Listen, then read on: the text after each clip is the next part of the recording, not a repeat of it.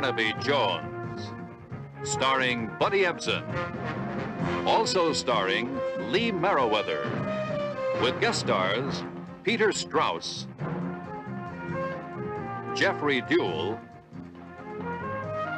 Darlene Carr, Norman Alden. Tonight's episode, The Last Contract.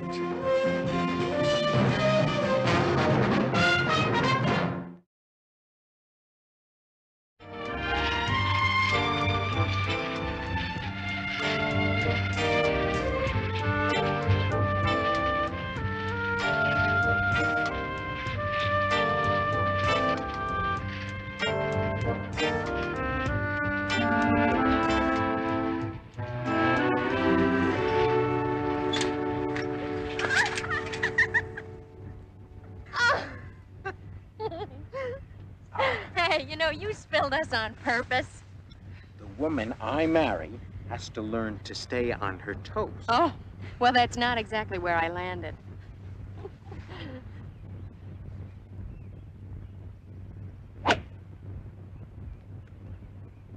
Oh. When I'm an old married man, I'm gonna try that. Uh-huh. But not today. You promised me lunch, remember? Oh, come on, I need the rest. You know, it's an old saying, you should never trust the body of anyone over 30. Oh, and maybe I better find myself a new fiancé. Never. I tell you what, you go on and order the hot dogs, and I'll take the bike back to the rental place, and I'll meet you up there. Okay. Good. But I warn you, I'm not a woman to be kept waiting.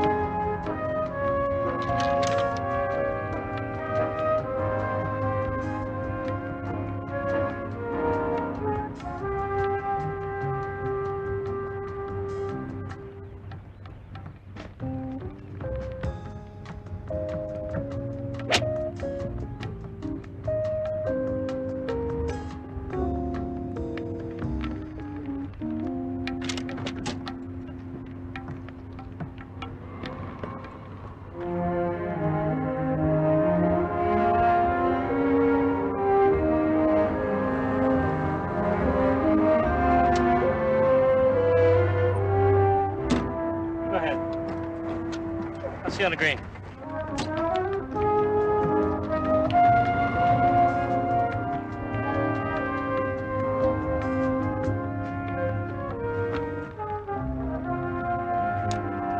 This your ball, Mr. Thurmond? Oh, thanks. Do I know you? No. But we do have a mutual business interest. What are you doing?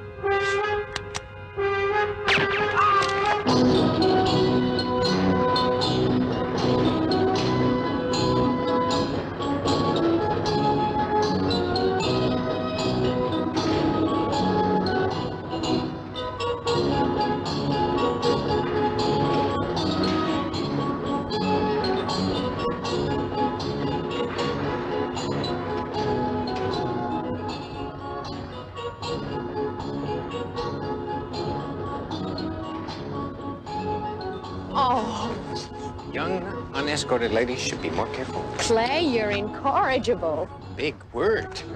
Big hot dog. Hey, look, why's everyone running to the golf course? I don't know. Maybe somebody hit a hole-in-one.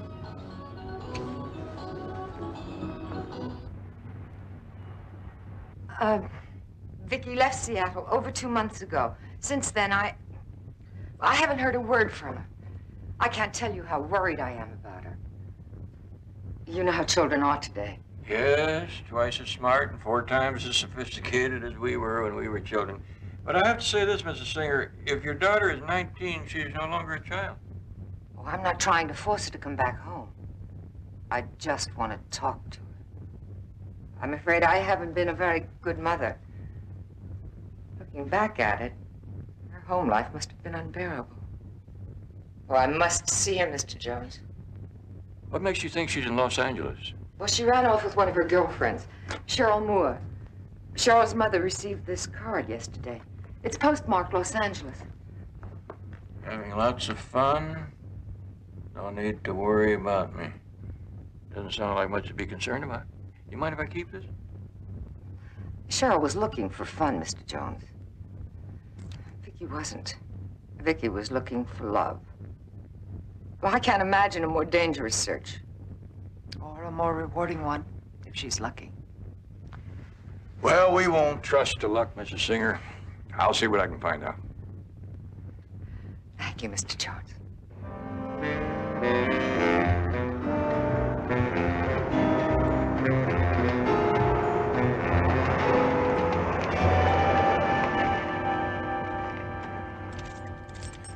Okay, Lester. Time you gave Vicky a lesson on how to handle the Wakefield grocery budget. Aren't you going with us? Do you mind? I have to see someone. I'll join you in a few minutes. Okay. But if Lester and I run off together, you have no one to blame but yourself.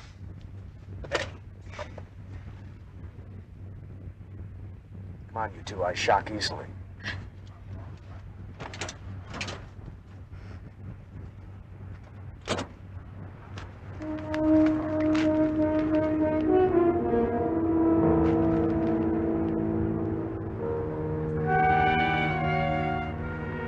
Is something wrong, Lester?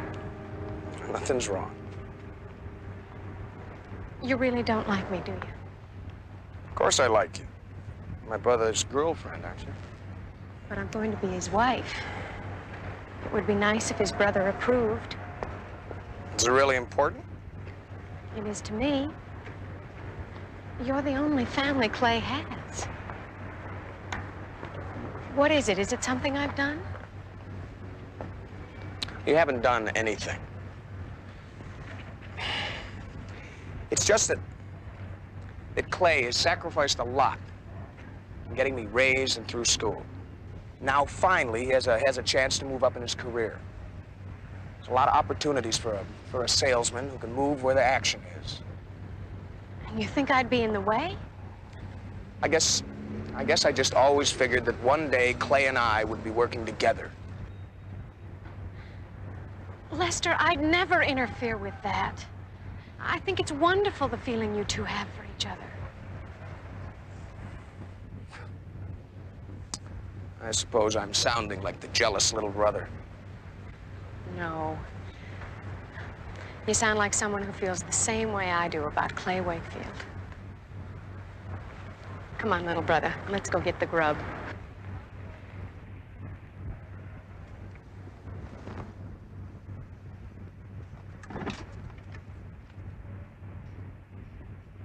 You're late. Today you did a nice job on Thurman. Very smooth. Nobody would ever suspect a contract hit on a golf course. It worked. Where's the rest of my money? Oh, come on, baby. That kind of dough takes time. I didn't think you'd get to him that quickly. When? Day, two, maybe. I'd never welch on you, Clay. As a matter of fact, I have a new contract for you. Mm-mm. I'm taking a leave of absence. A permanent one. Now, wait a minute, pal. You take a few days off. That's fine. You deserve it. But you understand, with my people, nobody walks out. Forget it, Timmer. I'm through. Look, I have obligations. You're my main man. I have to meet a deadline. It's not my problem.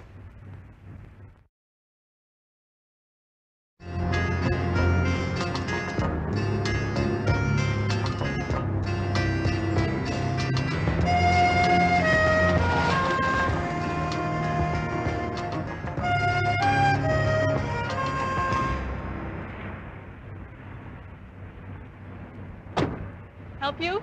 Oh, I'm looking for an attendant. That's me, sir. Only we're called service consultants. Been quite a switch since the last time I had my oil changed. Fill her up? Are you Cheryl Moore? I'm Barnaby Jones, private investigator. How did you find me? Well, you can't get a job these days without leaving some sort of a record. Who sent you?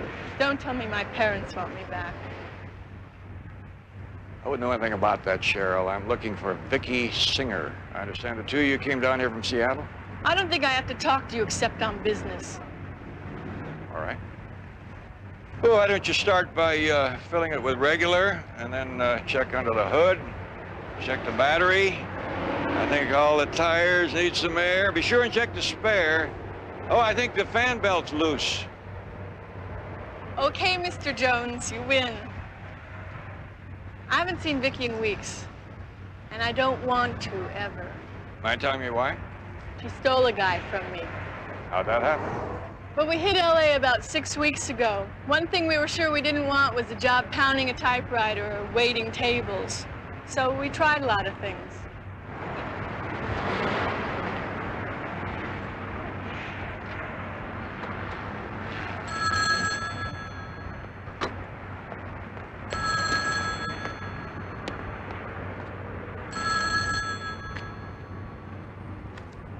So, after that job folder, we decided to try Las Vegas. We were hitchhiking on the Sunset Strip, and a fellow in this big car picked us up. He looked like he was right out of the movies. He get you this job? No, he just suggested it. Honestly, working a service station didn't sound bad. I thought I'd get discovered within the week. All I got was blisters. And Vicky got the handsome stranger. You guessed it. And she hasn't had to work a day since. I say it's unfair. Unfair, that's what my aunt used to call it when somebody else took advantage of something you overlooked. Sour grapes, huh? Yeah, my uncle ate a lot of them. But one thing I didn't find out, the young man's name? Clay Wakefield. Wakefield, W-A-K-E-F-I-E-L-D. That's right. Look, I'm sorry about giving you such a hard time at the beginning, Mr. Jones, but when you said you were a detective... One of the hazards of the profession. Oh, you happen to know where I could find Clay Wakefield? The Elder Auto Answering Service can tell you. Like I said, I never found out. I'll bet you this next time you set your cap for a young man, you will. Thanks, Cheryl. Bye. Bye.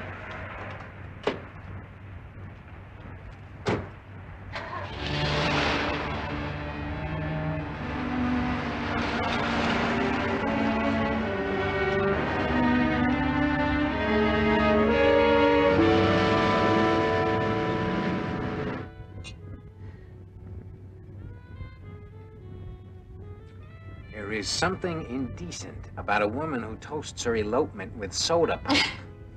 Well, I said you should marry an older woman, a woman of mystery. You're mystery enough for me. Any woman who turns down a honeymoon in Acapulco. Not Mexico or Europe or any place. When we get back from Las Vegas, I want to go directly to our own home and be all to ourselves. You haven't even seen it yet. I'll love it. I love all the surprises about you. Now, you better be more careful.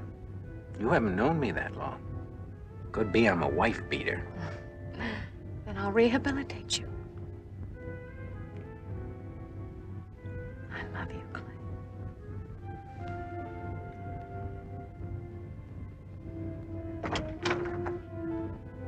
Pardon me. Thought you'd already be at the airport. Oh, it's all right, Les. We were just leaving. Oh, give me a minute to get ready. Okay.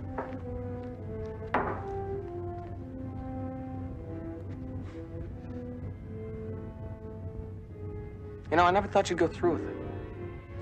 Oh, I'm full of surprises, little brother. Hey, we'll be back in the morning.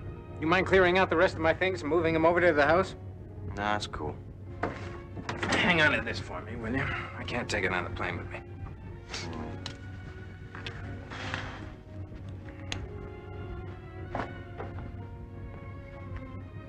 What's bothering you, Lester?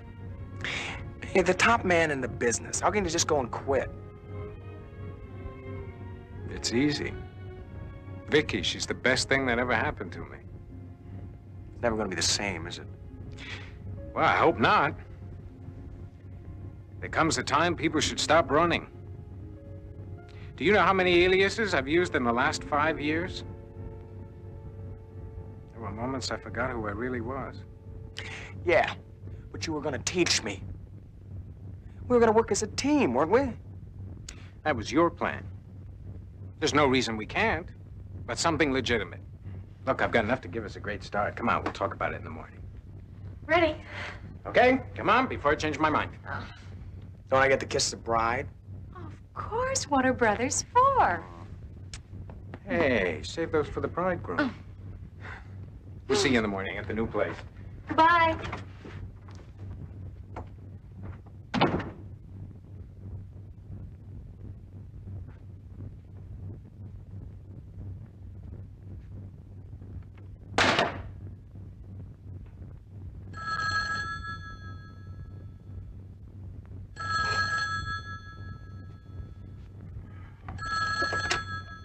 Yes. This is Timmer. I want to talk to Clay. Well, Clay's not here. This is Lester.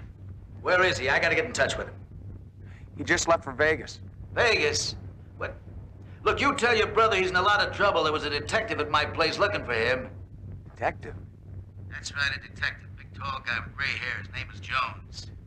Look, if anything goes wrong, it's only a step away from Clay to me. You understand? So you get word to him right away. I want to get rid of this detective.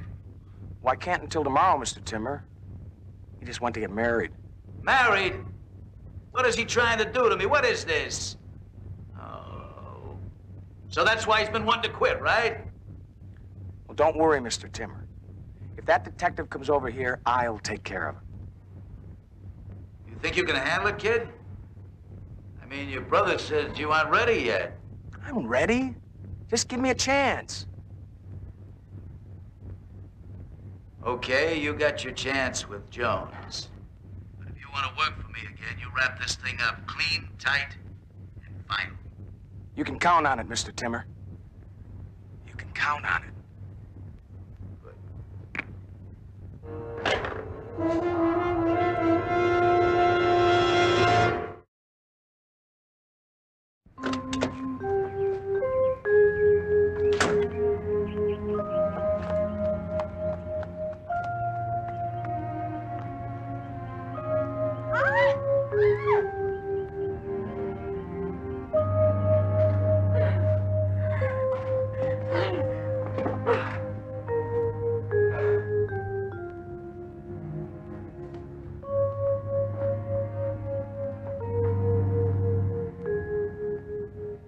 Well, what do you think? You like it?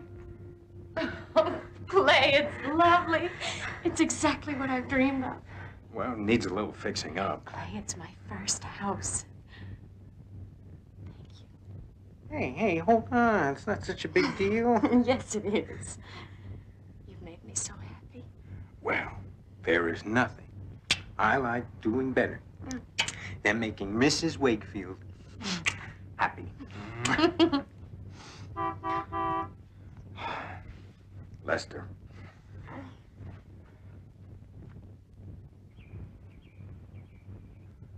Well, tell him to come on up. He's being silly. Oh, you know less. Okay, look, I won't be but a minute. Okay, listen, I'm gonna change my clothes, and then I'm gonna get right down to work. There's so many things I want to do. Okay.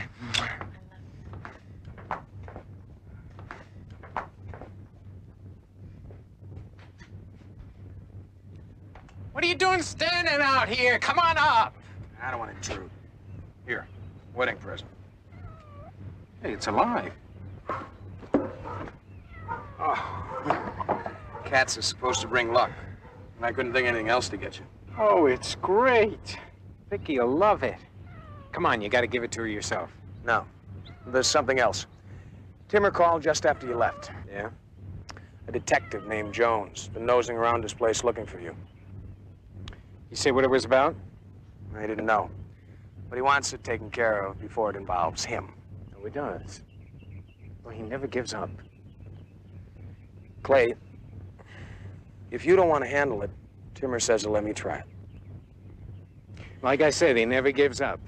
He figures if he can't pressure me with that detective story, then he's gonna use you. Clay, I can do it. Look, I didn't risk my neck all these years so you could get killed trying to prove what a big man you are. Good, you said so yourself. And I told you before, it takes more than being good with a gun. Take the kitten up to Vicky. Where you going? Out to Timmer's house. If he calls again, you tell him to meet me there with the money he owes me. The Wakefields are no longer in business. What do I tell Vicky? Tell her Tell her I had to see a client.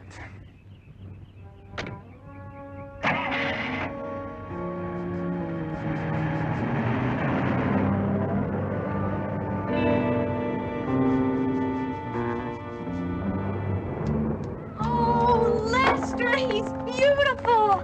Oh, I love him. He's a she.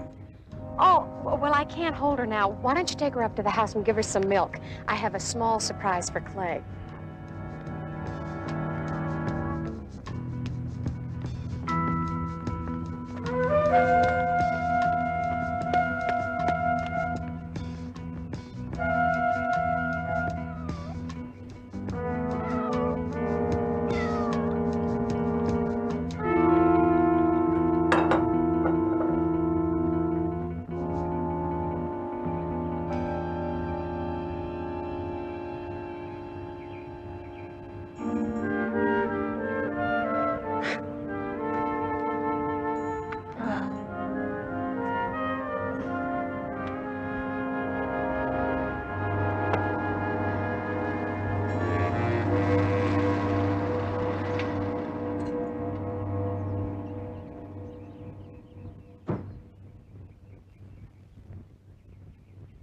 Hi. Hi. Well, something tells me there's been a wedding. Congratulations. Something tells you correctly. This is a surprise for my husband, but I'm afraid you've missed him.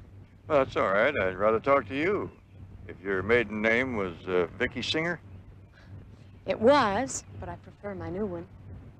Well, I can well understand that, Mrs. Wakefield. My name is Barnaby Jones. I'm a private investigator.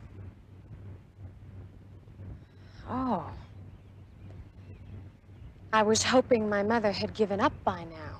Well, you know how mothers are, stubborn and very unreasonable about their children. Oh, excuse me, now that you're married, there's a good chance that you may become one of these days. Point made, Mr. Jones. But I really have no wish to see my mother. You know, that's exactly the same reason she gave for feeling that she ought to have a talk with you. Mr. Jones, I'm married now. I have a whole new life. Well, I'm sure she respects that and I wouldn't want to spoil it. All she wants to do is apologize. She thinks she can just wash it all away with an apology? From the time I was a little girl, I swore I wouldn't stay home a moment past the day I was able to get away from her. You ever think about how she was feeling? I'm not looking for revenge. I just want to love someone and have them love me.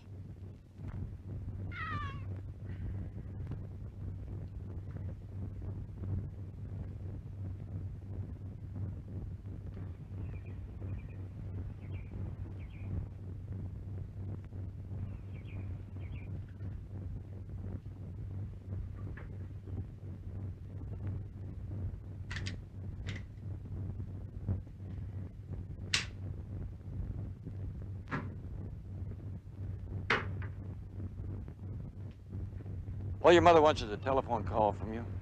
You're staying at the Ingersoll Hotel. Is that too much to ask? All right, I'll call her. Promise? Vicky! Telephone! Would you excuse me a minute? Well, I think we've covered everything. Good luck, Ms. Wakefield. Thank you.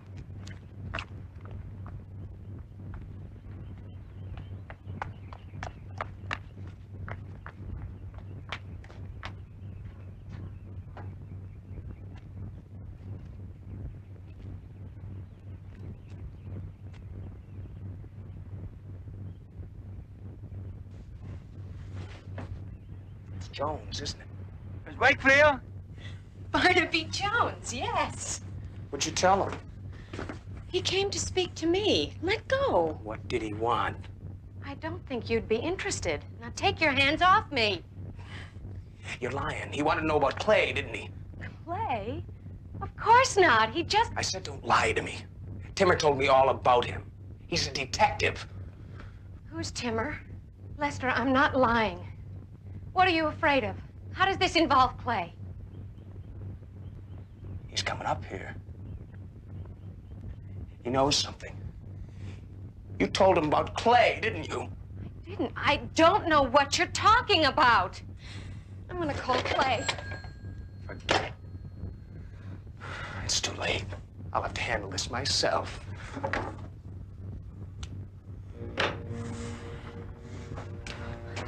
Les, no.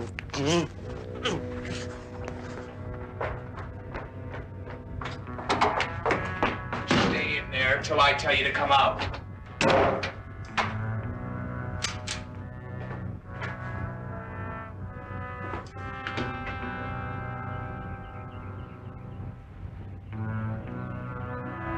Miss Wakefield? Mr. Jones! Mr. Jones! Lester, no!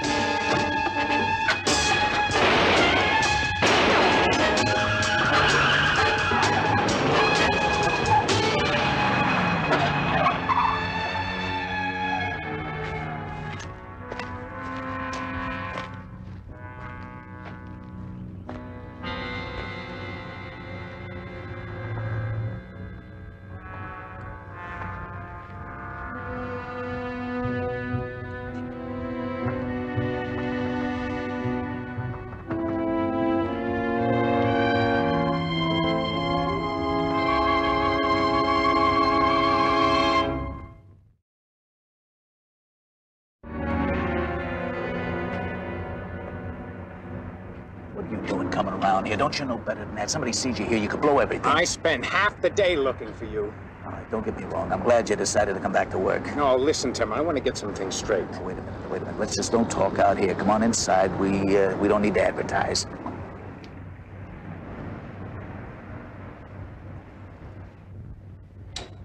I would have had your money to you sooner, but Lester said you're out of town when I called. That's what I want to talk to you about. Money, it's all there, just like we figured. Not the money, the phone call. Look, I told you that we were through. And that goes for my brother, too. Hey, look, the kid propositioned me for a job. Oh, yeah. I suppose he came up with a cock and bull story about a detective following me. No, I thought I'd do us both a favor. My people don't want trouble any more than you do. Timmer, those little pressure games don't work with me. Games? What kind of games? The detective was here. What kind of detective? I don't know. But I thought you'd know how to take care of it. Hello. Yeah. It's for you. It's Lester. What is it, Les? Clay, Vicky's been shot. What? That detective, Barnaby Jones, he shot Vicky. Now, I tried to stop him, but he shot her. I tried to get him, Clay. I did. What are you talking about? Where are you? I'm at the Palm Oasis Motor Court, East End of Sunset, room 9C. You just stay there. You understand? You wait for me. Hey, what is it?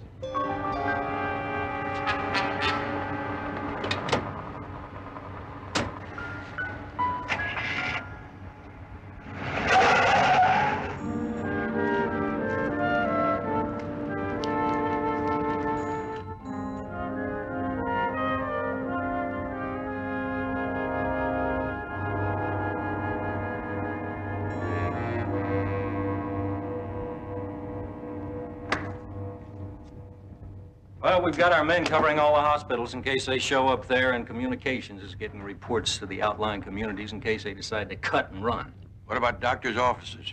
I've ordered all gunshot reports sent to my office immediately. Well, what do you think? There's alike as two peas in a pod. 9mm peas, that is. It was the caliber that first set us checking it against a bullet from that golf course murder. 9mm are not as common as popcorn, you know. There's no doubt in my mind that the gun that was fired at me is the one that was used to kill Don Thurman. The question is, where does it take us? Well, we're running a check now on all 9mm other offices may have on their files. Should have some word pretty soon. Barnaby, I saw Mrs. Singer. She seems to be taking it as well as can be expected. Thanks, Betty. I'll call her later. Still no word on Vicky. All we can do now is just wait. Look, Barnaby, you can't go on blaming yourself in this. You had no way of knowing there was any risk to that girl. Thanks, Lieutenant. I'll keep telling myself that. I'll call you the minute we get some.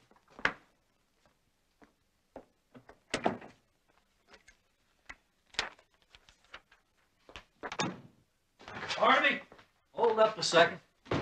We struck pay dirt with that slug. 3 affirmatives on 9mm gunshot deaths, and my guess is there'll be more coming. How so? Well, 2 of them were confirmed contract hits. An informant fingered this guy. Authorities picked him up in Miami, but they couldn't hold him. Clay Farley Walden. Also known as Carl Wainwright, Clete Washington. You pick any name you like. He's used them all. Clay Wakefield. That doesn't sound like such a far reach. Walden also has a brother. Lester Thomas Walden. Lester. What is it? That's the name Vicky called out just before she took the slug that was meant for me. Police are still looking for the whereabouts of Vicky Singer, a young Seattle woman wounded in a shootout this morning on Rice Canyon Road. And Turn that off. Scene here on all... They'll be looking for us next. You know that, don't you? Okay, Lester, I want to hear it again. All of it. Exactly how it happened. Well, it came so fast, I didn't know what was happening. This Detective Jones drove up and starts asking Vicky all sorts of questions. What kind of questions? Well, I don't know. But Vicky didn't tell him nothing. So then he starts slapping her around. I tried to stop him. He pulls a gun.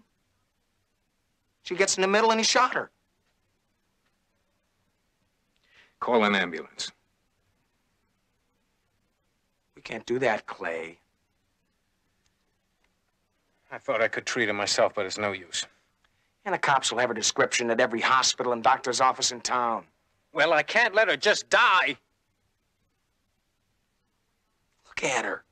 She's on her way out anyway. Shut up. Don't you ever say that again. Now, we're gonna try the hospitals ourselves. Get moving. All right, Clay.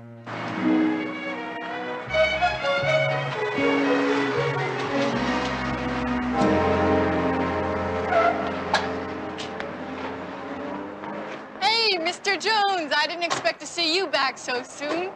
Did you find Vicky? As a matter of fact, we did, Miss Moore. There's Lieutenant Biddle. He has a picture he'd like to show you. You know this man? Sure, it's Clay Wakefield.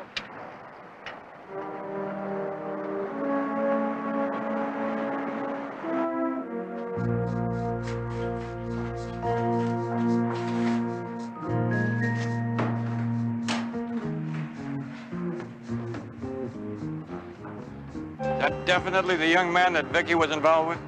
I couldn't forget him. If you'd been here a little while earlier, you could have seen him yourself. He was in with Mr. Timmer.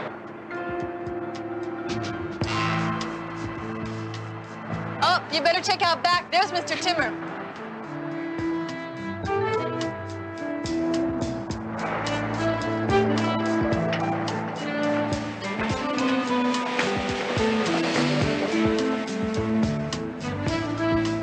Hold on, Mr. Timmer.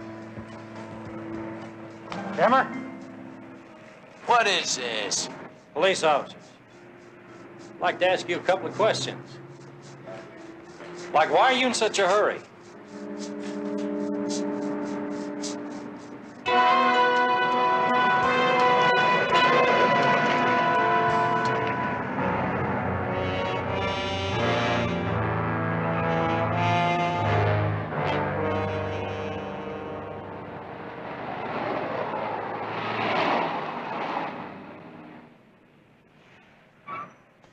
Okay, everything looks okay. Oh, you can't count on that. You gotta check everything out. You never made a move like that before. You want me to look around? No, I'll go with you.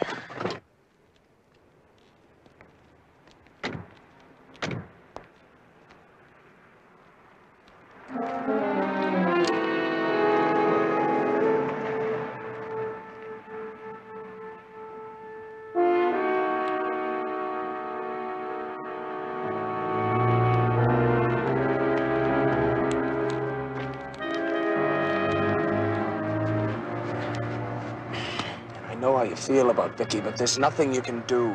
There has to be. There has to be. Maybe I can find a doctor. What, and have him report a gunshot wound? We wouldn't make it out of the office. Don't you understand? I can't just leave her like this. Come on.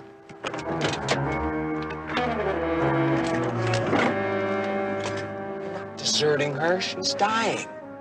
The last thing she'd want is something to happen to you because of her. Especially if there's no chance. The guy who should pay for this is that detective. He's the one responsible.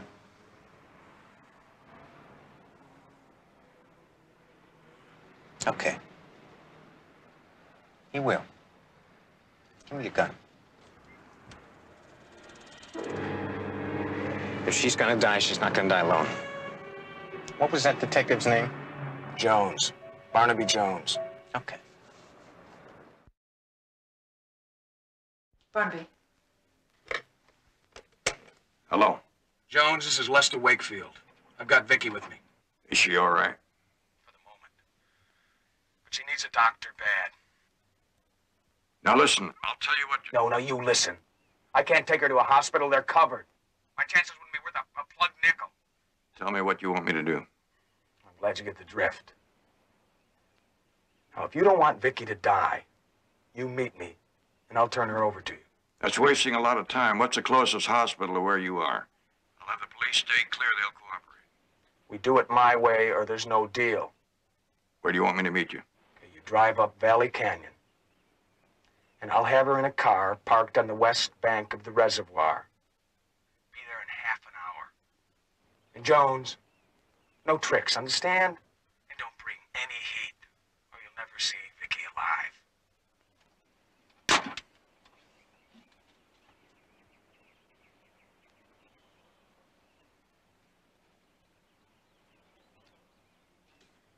Any better? Okay. I've got Jones on a platter for you. You agreed? Since I was only witness when he gunned Vicky. Guess he wants to nail me. When? Half an hour and he's ours. Clay, it's good. He'll be driving in from the west. We can set him up in a crossfire. No. I want him alone.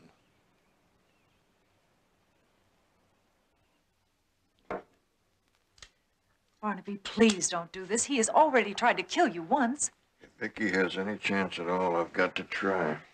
Barnaby. I know, Betty. I'll be careful. Now remember, not one word of this to anyone.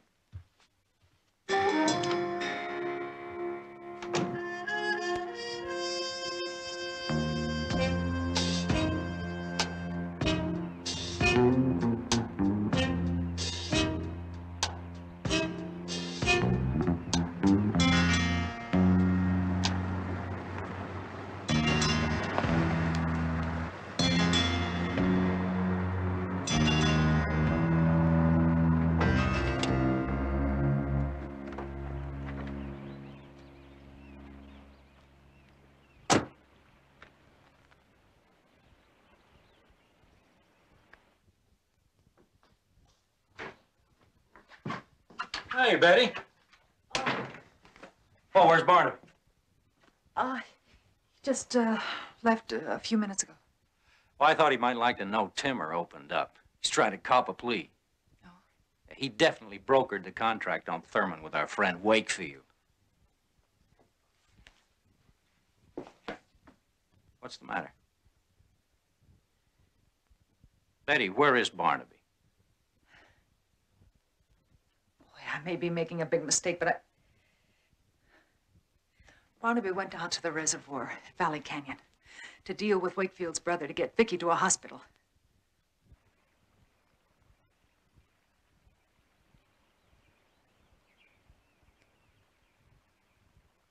Jones?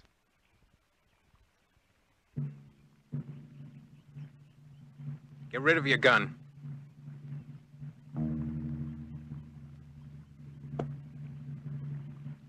I got no tricks, Wakefield. I'm just here to get Vicky.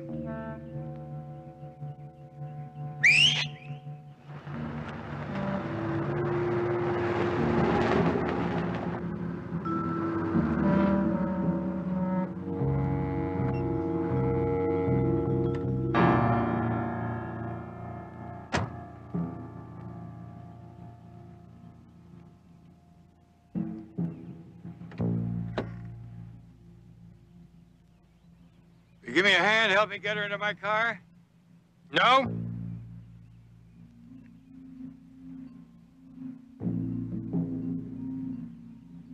Her pulse is very weak. We waste time arguing, she could die right here. You should have worried about that before you shot her. You got your facts a little mixed up, Wakefield. Vicky took a slug that was meant for me. Ask your brother. It won't work, Jones. Clay knows you shot her.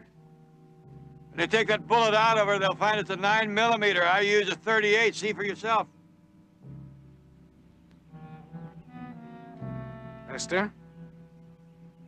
Clay could have changed guns. He's lying, can't you see? Use your head, Wakefield. If I'd shot Vicky, I wouldn't be here now trying to save her life. It's the last place I'd come to. 9mm. You used my gun.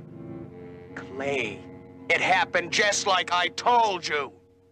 I don't know what he told you. The important thing is to get Vicky out of here now, while she's still got a chance. You once thought enough of her to put these rings on her finger. Help him get Vicky in his car. Then we're gonna settle this. Clay, you can't take his word over mine. I'm your brother. Sure. The little boy with a big gun. I should have known you were lying. Now do what I tell you. No, Clay. It's gonna be like we said. He dies, you hear me? He dies! Mister!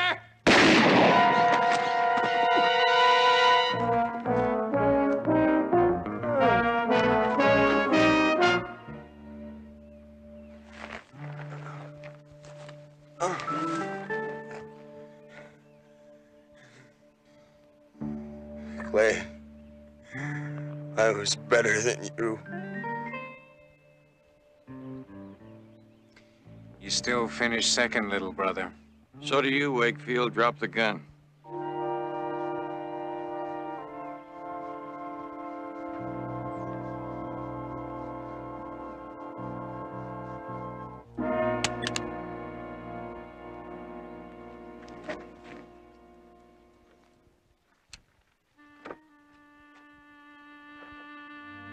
She may still have a chance.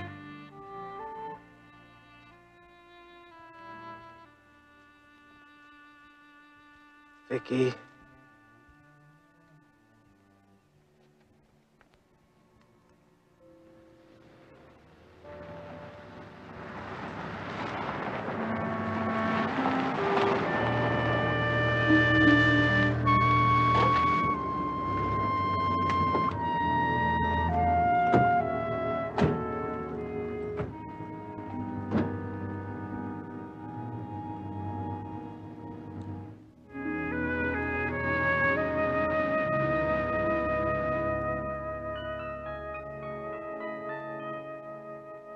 May I come in? Sure.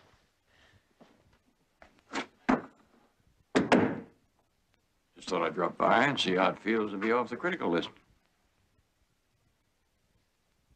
All right, I guess.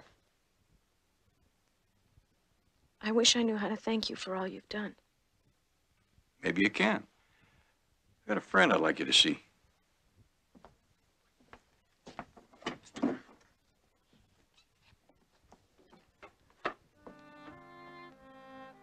Your mother hasn't left the hospital since they brought you here.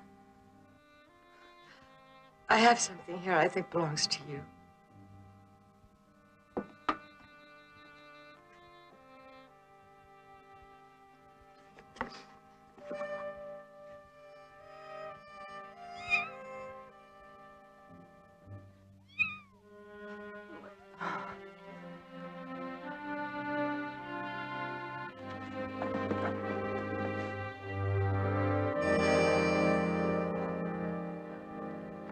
Compliments, Mr. Jones. I confess those two had me worried for a moment. Me too.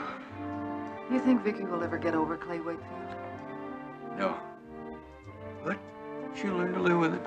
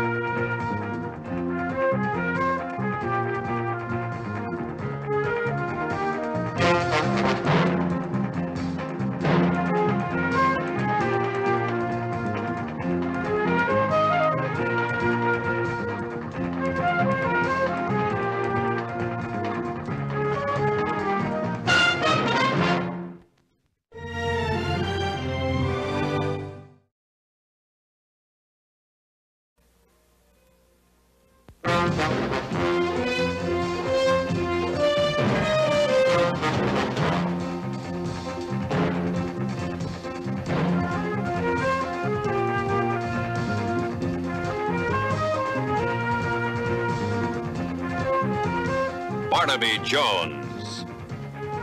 Starring Buddy Ebsen. Also starring Lee Merriweather. With guest stars Nick Nolte, Sheila Larkin, Mark Singer, Simon Scott. Tonight's episode, Trap Play.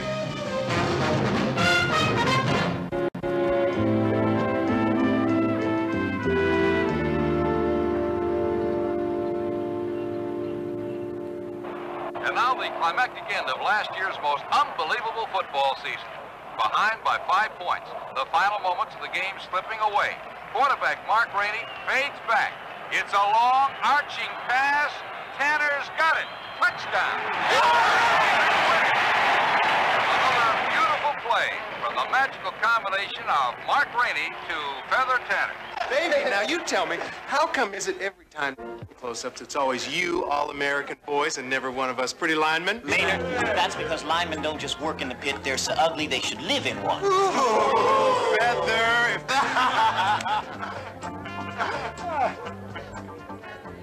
Some kind of marriage.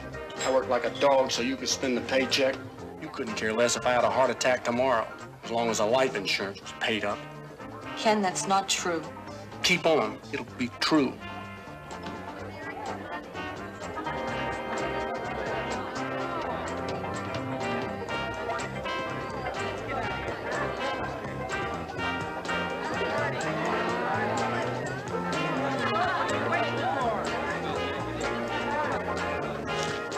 Your play, babe. I'd rather play with her. Nice. Anybody using your pad in the next couple hours? Come on, I thought you were swearing off that after the last hassle with your father-in-law. I have sworn off. Beginning tomorrow morning. Look, I don't know. Now, come on. After all the things I've done for you, Feather.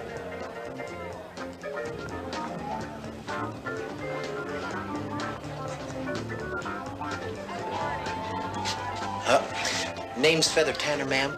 I've been sent here to ask why a beautiful lady like you is sitting all alone. I don't understand. Well, see that handsome devil over there? That's my friend, Mark Rainey.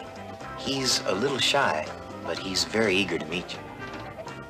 Mark Rainey, the football player.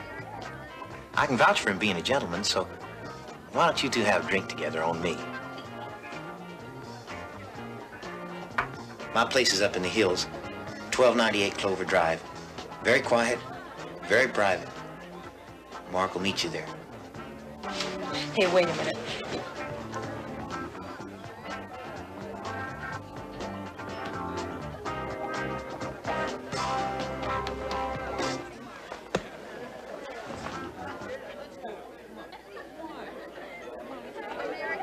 Hey, pal, you dig liar's poker?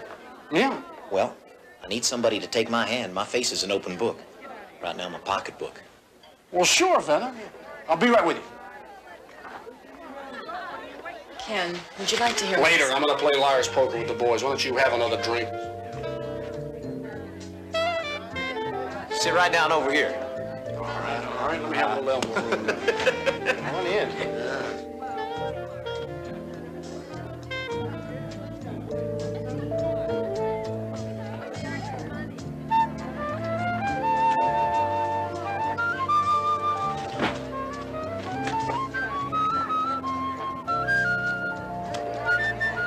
Well, boys, it's time to go home. I'll see you at practice tomorrow, huh? Okay, hang loose. All right. Thank you, Mark.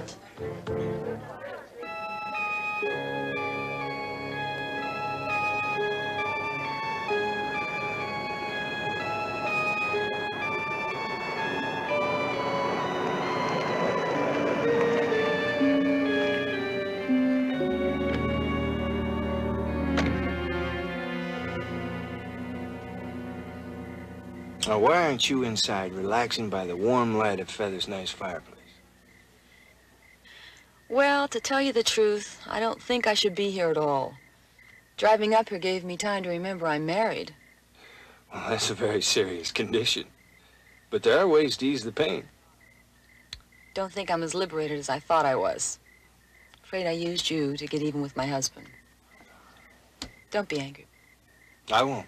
If you promise not to feel bad. Okay? Yeah. Look, I've got to go inside and get my playbook, so why don't you come in and we'll have a drink as a nightcap, and then we'll both drive back into town.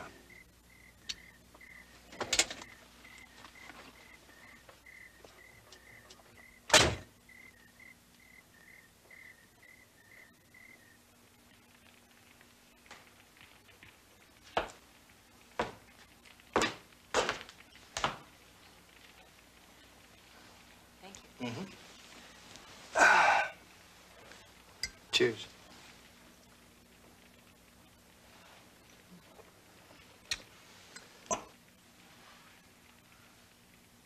You know, before I give you back to your husband, there's one thing I'd like to find out. What's that?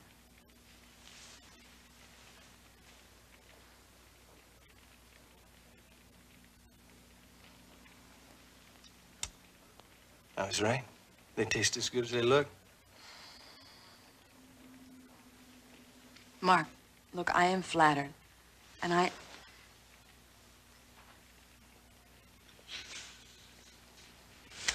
Mark, no.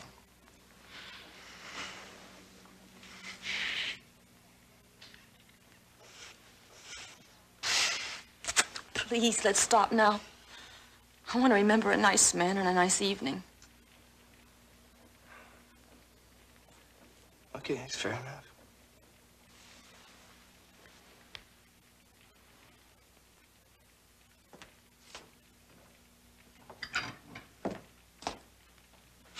Thank you. Mm-hmm.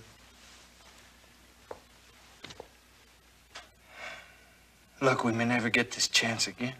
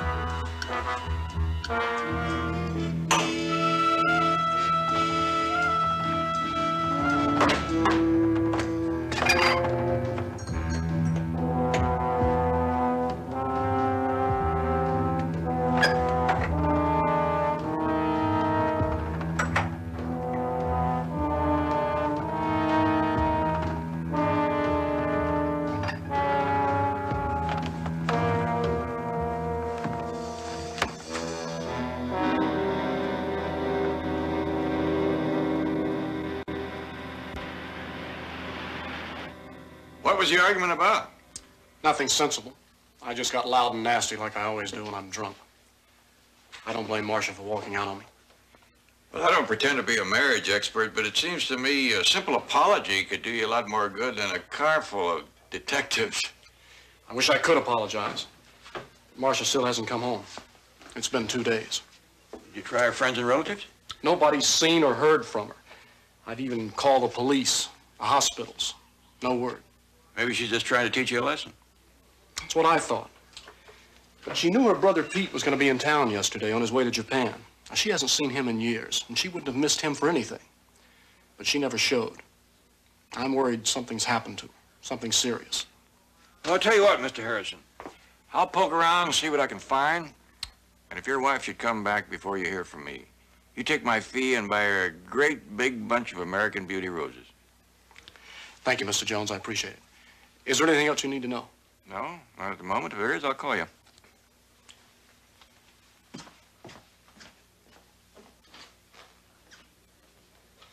It could be that Mrs. Harrison is just exerting her independence, even at the expense of not seeing her brother. By hiding out? Doesn't sound like the liberated females I've been reading about.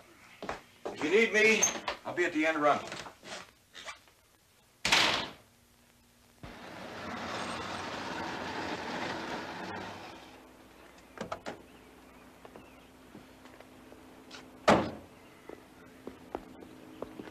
Hi, Dad. Hi, honey. Just in time for lunch. Oh, thanks, Jenny, but I just dropped by for a minute to go over some business with Mark. Oh, okay, but if you change your mind, I'll just be inside.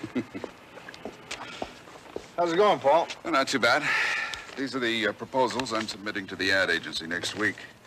Personal appearances, product endorsements, your own off-season TV show. I really appreciate what you're doing for me and Jennifer. That's okay, Mark, as long as you realize that the ad people aren't just buying a quarterback. They're buying a symbol, somebody the youth of America can look up to. What are you getting at, Paul? There's a morals clause in those contracts. If your personal behavior isn't up to the highest standards, you could blow the whole deal. If you're worried about me playing around, those days are long over with. I came by to see you Sunday night. Jen said you were asleep. I didn't see your car in the garage. Oh, my car? I lent it to one of my buddies on Sunday. He wanted to see how it felt before he bought one. Jennifer loves you. I don't want her hurt, understand? Are you kidding? Call me when you've gone over those, okay? There you go. What are you doing these days, Ben? Just between us old-timers? My ears are sealed. Conducting a private investigation. Gumshoe for the commissioner's office, huh? What a waste of a great baseball mind. Man like you's put into the game what you have. You should be managing in the big leagues. Oh, I don't know. I think it'd be easier to do investigation than to try to teach these new kids who Eddie Basinski was. I'm with you. This lady was in here a couple of nights ago. You see her? Yeah. Yeah, I remember her. She and her husband come in a lot. He's a big sports fan, and she's a real knockout, huh? You see her leave? Yeah, but not with her old man. It looked for a minute like Feather Tanner was going to try to put a move on her. He was at her table before she left, but then she took off alone. Feather Tanner, the wide receiver for the Cougars? Hey, you're a football fan too, huh? Way to go, Benji. Where would I find Feather Tanner? Well, I'm not supposed to give that information, but Feather's a great guy. I know he wouldn't mind helping an old-timer. He's got a pad up in the hills, right at the top of Clover Drive. I appreciate that, Mr. Hennessy. Jack. Jackie? If Eddie Basinski comes in, tell him the milk's on me. Gotcha.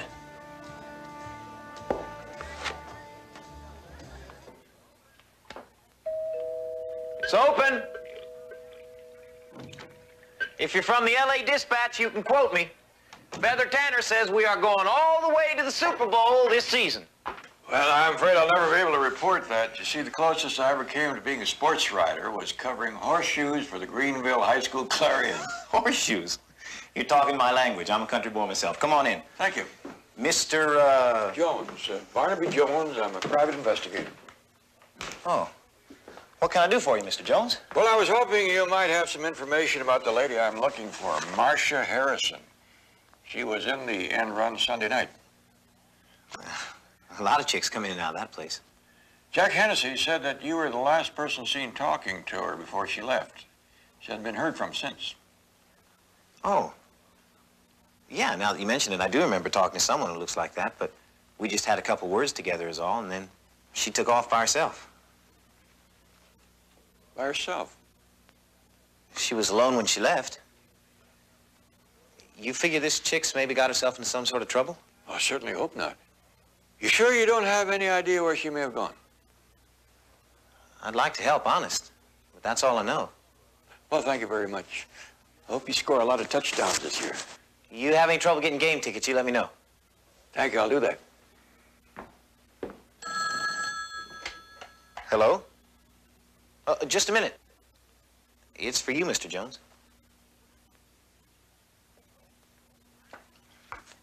Hello? Barnaby, Lieutenant Biddle just called.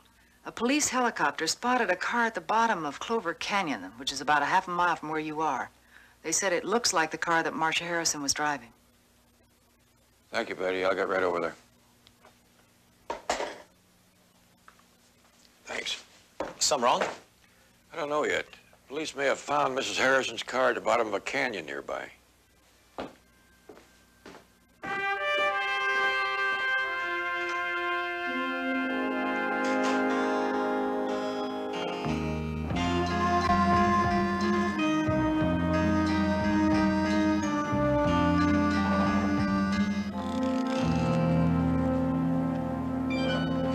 All right, hold it, boys. Put it down right there.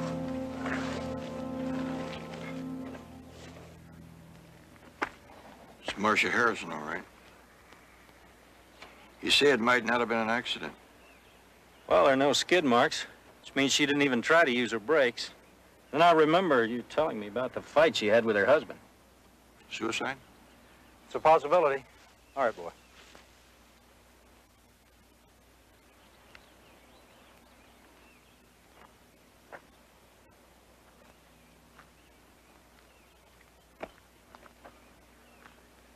Wonder why she bothered to turn off the ignition if she drove this over the side deliberately. You're right. I don't know. You got any ideas on this, Barnaby? Not yet. If I get any, I'll let you know.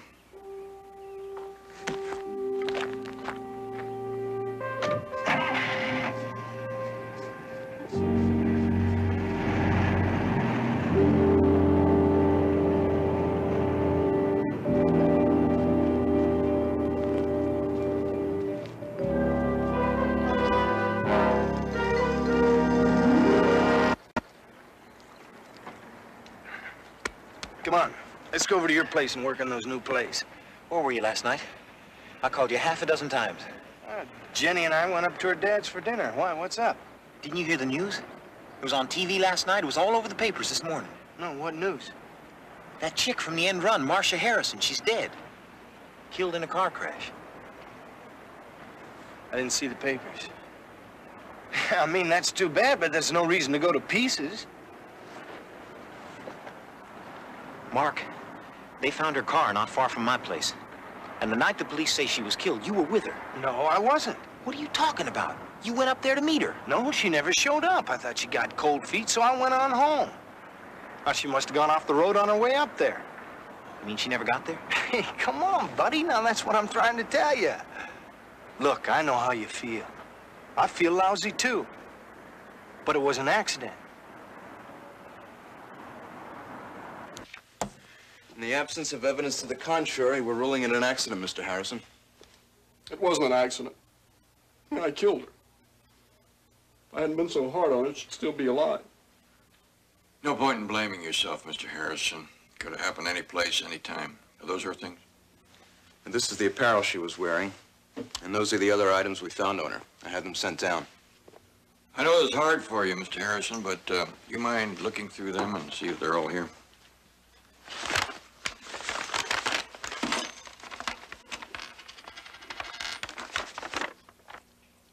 Her scarf, it's missing.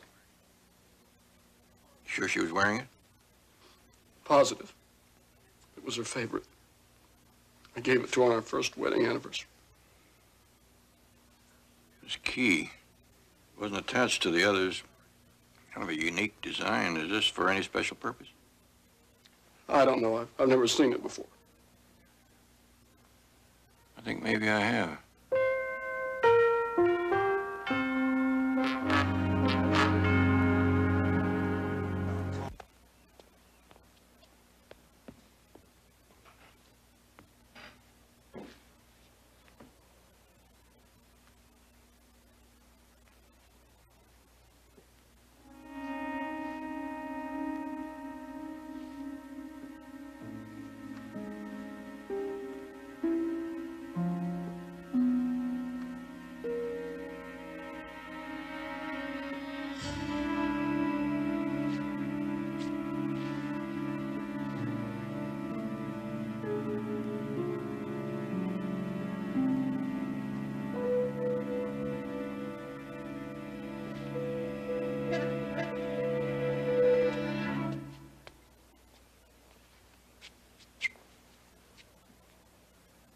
What's the matter, old buddy?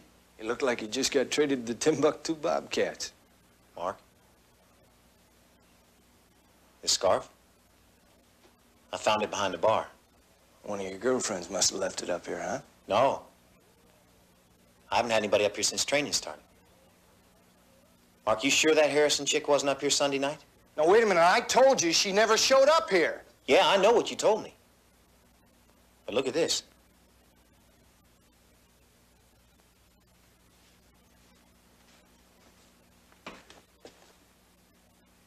Looks like blood.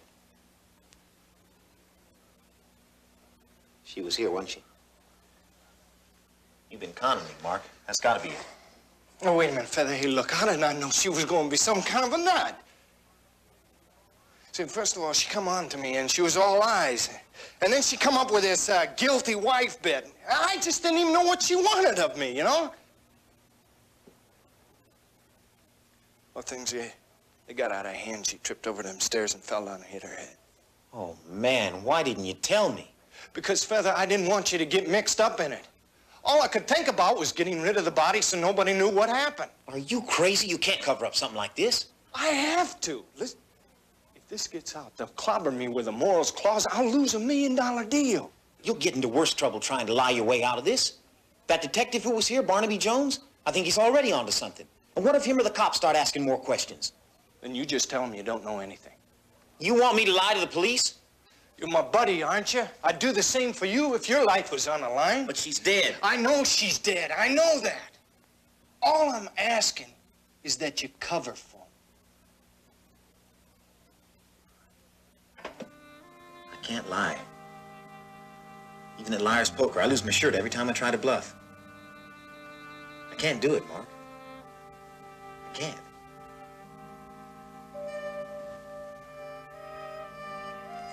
Yeah, well, I guess you never could lie, old buddy. All right, I'll call the police and tell them what happened. I'll stick by you. You'll see it's gonna come out all right. Yeah, sure, buddy, sure. Come on, why don't we get dressed? What do you say? You know, I found you can always count on people in the clutch. And one thing's for sure, you can count on Ginny. She's so mad for you, she'll stand by you no matter what. Sure, she'll be sore for a while, but you'll see, she'll get over it.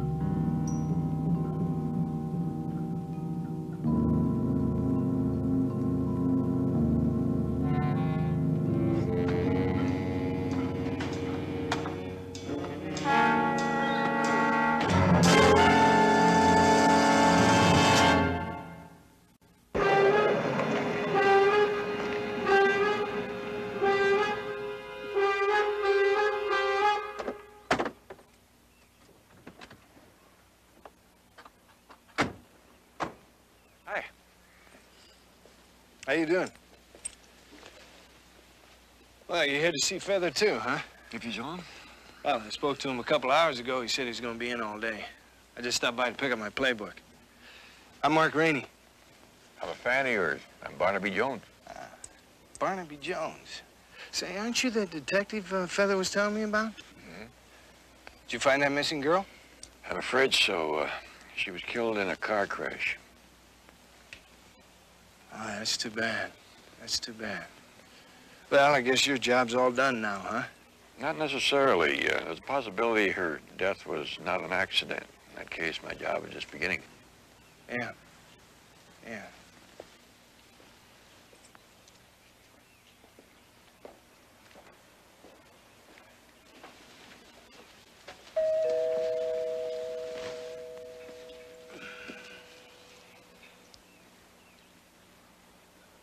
That's weird.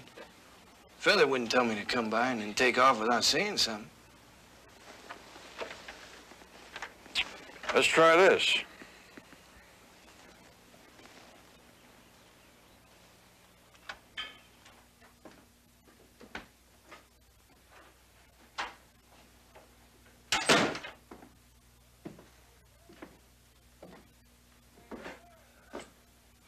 Hey, Feather!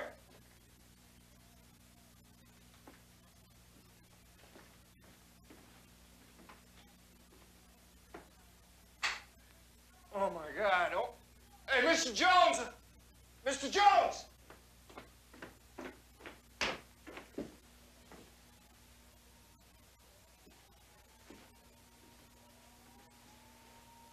Don't touch anything. Get on that right away? Well, we'll have to wait for the autopsy report, but offhand, I'd say death occurred less than 2 hours ago. Apparently, he was trying to lift these weights, and they dropped it and fell on his head. 250 pounds? It's an awful lot of weight for a wide receiver to have been lifting. Wide, narrow, what's the difference? If 1/8 of a ton falls on your head, it's bad luck and goodbye.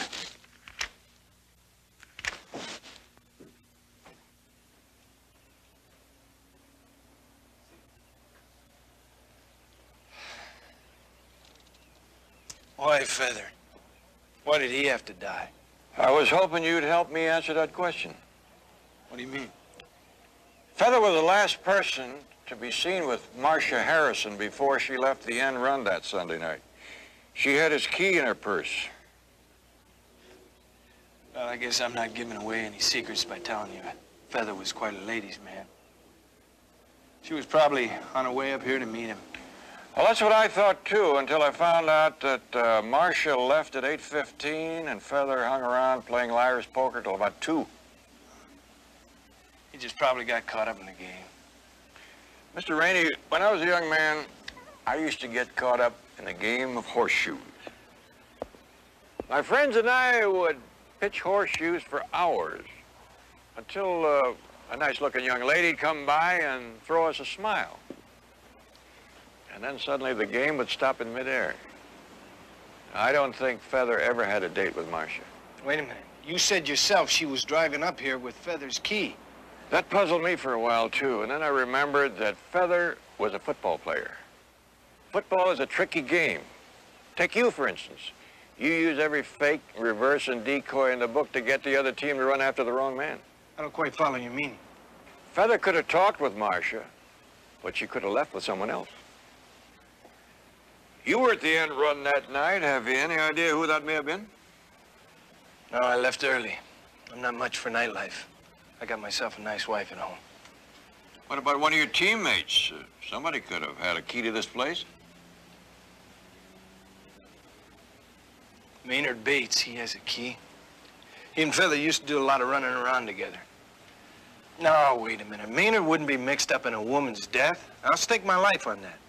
You're a true friend. Nevertheless, I think I ought to have a talk with Mr. Bates.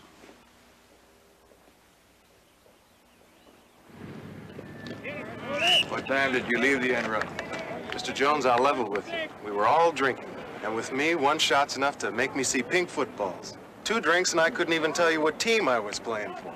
All I know is I crawled into a taxi and went on home. By yourself? I wasn't in shape for company. Anybody who would verify that you went straight home? Mr. Jones, you've got to understand. I wasn't too anxious to have witnesses. Now, if the coach got wind I was bombed the night before practice, I'd be in bad trouble. Today between 10 and 12. Where were you then? I went home. Why are you asking me all these questions? 2 people are dead. I'm trying to find out how and why. You think I had something to do with this? Not necessarily, but you and Feather were friends. You had a key to his place. Other guys had keys to Feather's pad. Who?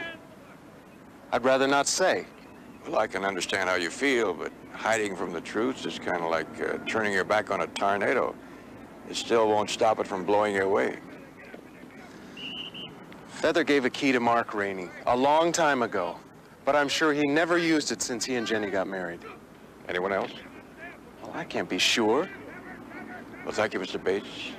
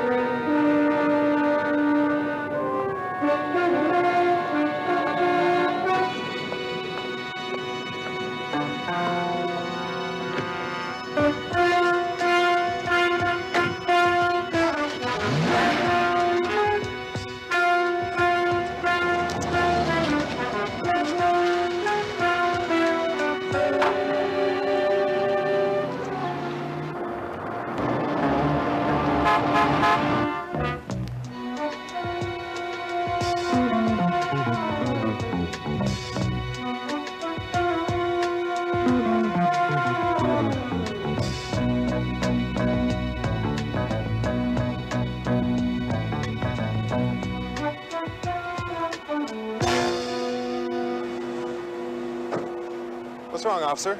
May I see your driver's license? Whose car is this? What's mine? Did you know you're driving without rear license plates?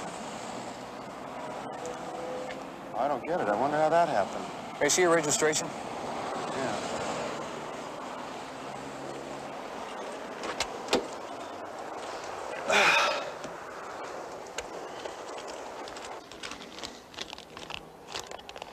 That's funny. I always keep it here.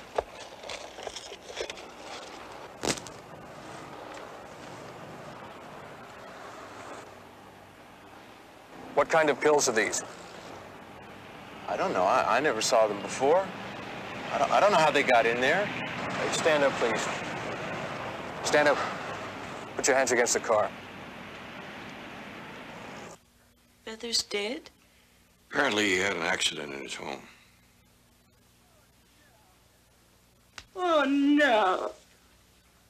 I'm sorry to be the bearer of this kind of news. I was hoping to talk to Mr. Rainey. Mark, why? My client's wife was killed several days ago. There may be a connection between her death and Feather's. What does Mark have to do with it? I don't know that he has anything to do with it. I just want to know where he was and some other people on Sunday night between 9 and 12. That's the time the coroner said that Mrs. Harrison died. Well, there's no need to bother Mark about that. He was with me. Jenny. We had dinner at 9, and then we talked, and we watched some television, and we went to bed. Is that enough for you, Mr. Jones? Yes, I think that's all I need for now. Sorry to bother you, Ms. Rainey.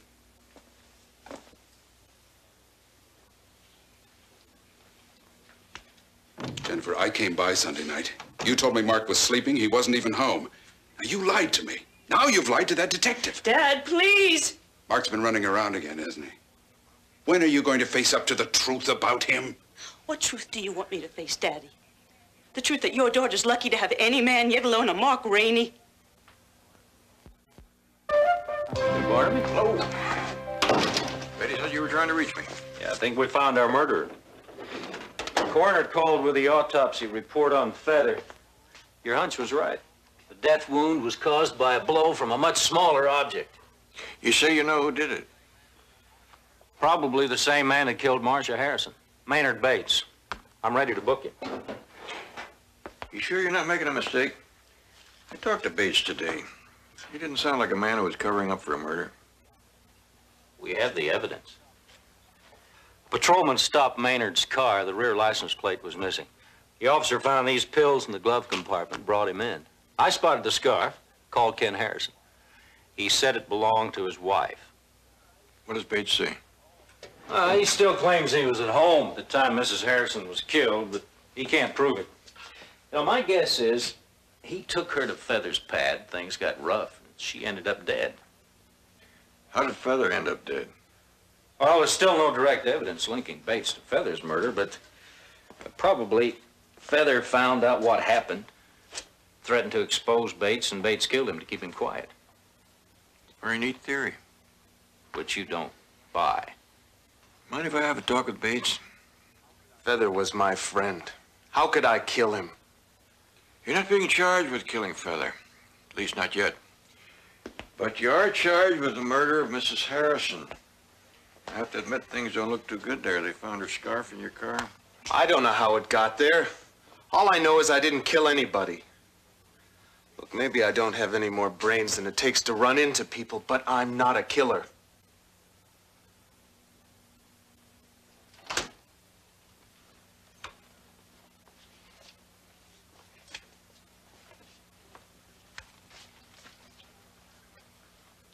You know, we've been very lucky. How so? This could have been a very tough case. I mean, we could have been in bad shape if that license plate hadn't fallen off of Bates's car. What's your point? Well, the point is that if the license plate hadn't fallen off of Bates's car, the officer wouldn't have stopped him. But he did. And he found no registration in those pills. And then he took him down to the station house where somebody could notice the scarf that was wrapped around the pills. Yes, sir. A lot of lucky things have been happening to us. I wonder if we deserve them. Barnaby, if I don't book Bates, I'd be guilty of nonfeasance. Mind if I borrow one of these? What for? Don't worry, I'm not going to swallow it. Barnaby, I'll bet you a case of my mother's fudge we have a complete confession in 24 hours. Lieutenant, much as I like your mother's fudge, I'm going to have to turn down that bet because I think we're going to have a confession, too. And this little pill might just get it for us.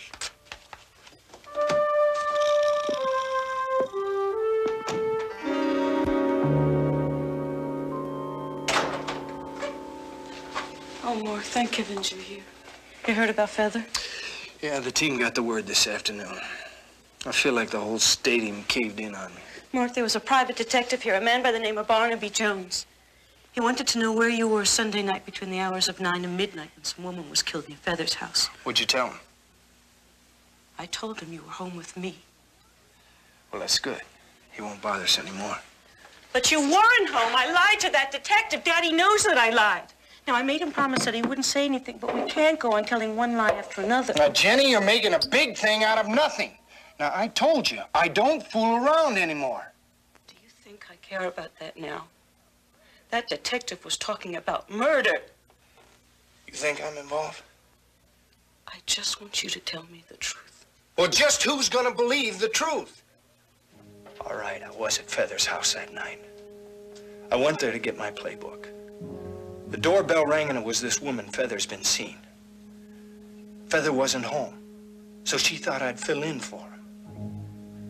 She came on pretty strong. I pushed her away, she fell down, she hit her head, and she was dead. Why didn't you call the police? Well, even if the police did believe that, do you think that your father would have believed it? He would have taken that agency contract, torn it up, and thrown it right in my face. We don't need my father or the contract. We have our own lives. What lives, Jenny? You washing floors and me selling shoelaces? You're a football player. You have the best years of your life ahead of you. Jenny, I don't have anything. I'm all washed up. I couldn't even make it through the opening game this fall. What are you talking about? My arm. It's gone. I heard it in the playoffs. I thought it was just a strain, but it got worse. Well, you saw me at practice when I missed those passes. That's when I knew for sure. I can't throw anymore. I'm finished. Why didn't you say anything? Do you think they would have signed $1 million endorsement contract with a washed-up quarterback? All I could do was string them along until they signed that contract. Then they'd be committed. Then I'd have a job, money, a future. But Jenny, if your father takes that away from me, I'm nothing. That contract is the only chance I have. Jenny, I never wanted to go near that woman. I swear that. I believe you. It's gonna be all right. Everything's gonna be all right.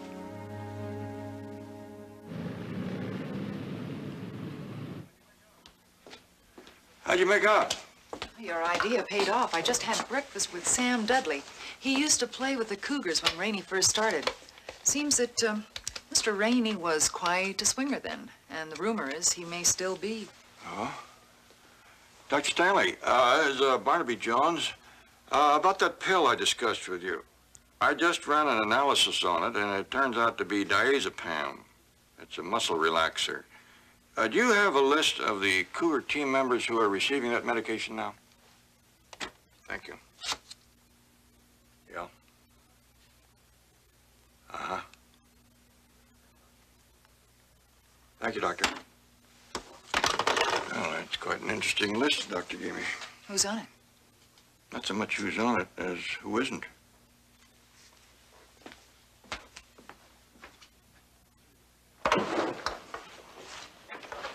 Well, I'll see you later. Okay. You have a good day. You too. Bye.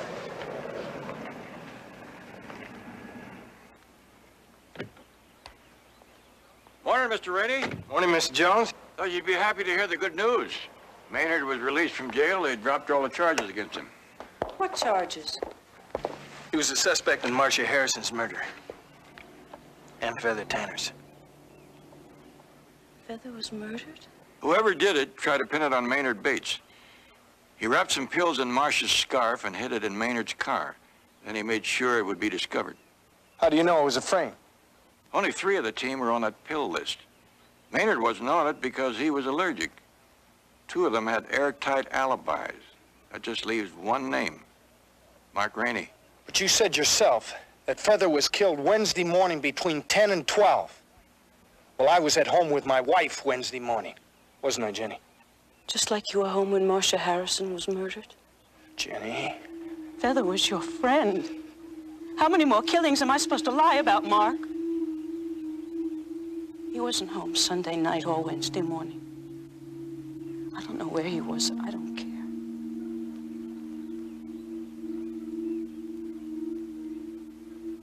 Well, that's a very interesting theory, Mr. Jones. What do the police say about it? Well, all I told the police was that the pills didn't belong to Maynard. I figured you'd want to tell them the rest of it. Why so generous? You used to be a big hero. To me, to a lot of people. I figure that still means something. I appreciate that. Well, honey, I guess I better go down to that police station.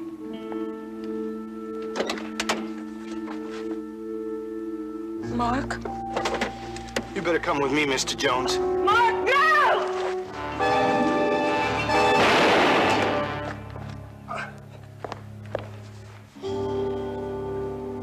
Why? We had everything. I loved you. I'm sorry, Jenny. I guess it wasn't enough. Call the police and an ambulance.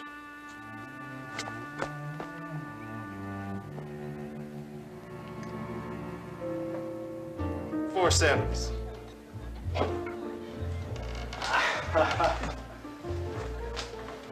Mr. Jones. Debate. I'm glad you could make it. Thank you. This is my daughter-in-law, Betty. Hi, Betty. It's nice to meet you. Please, come in. Sit down. Thank you. Jack, you give my friends anything they want. Well, Mr. Bates, since it's on you, I'll have an extra tall glass of milk. How did I know? Well, I feel really reckless. I will have a glass of milk also. Okay. But I think I'll have a cherry with it. Boy, you are feeling reckless, aren't you? I'll take mine straight like Mr. Jones. Takes an old ball player to handle a good stiff milk. Right, Benji? Right, Jackie boy. Well, to Eddie Basinski. Eddie Basinski. Wasn't he the only major league shortstop ever to wear eyeglasses on the field? Betty, you amaze me. How do you know that? It's a secret between me and the old-timers.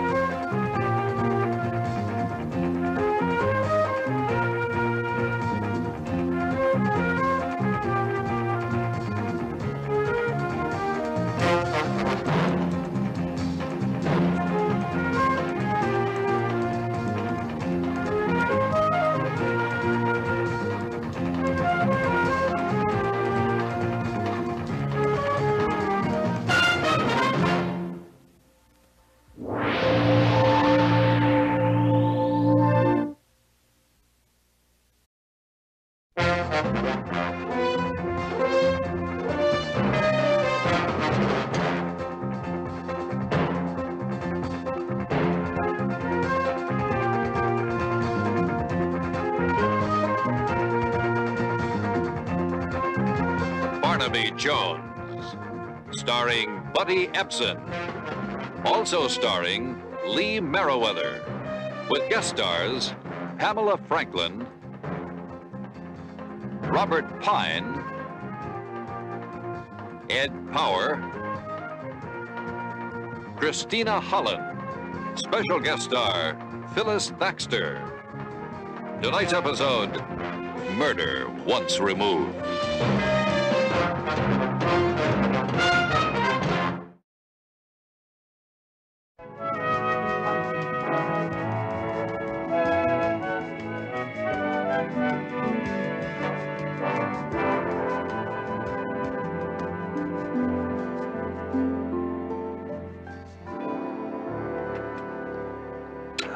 My little bride.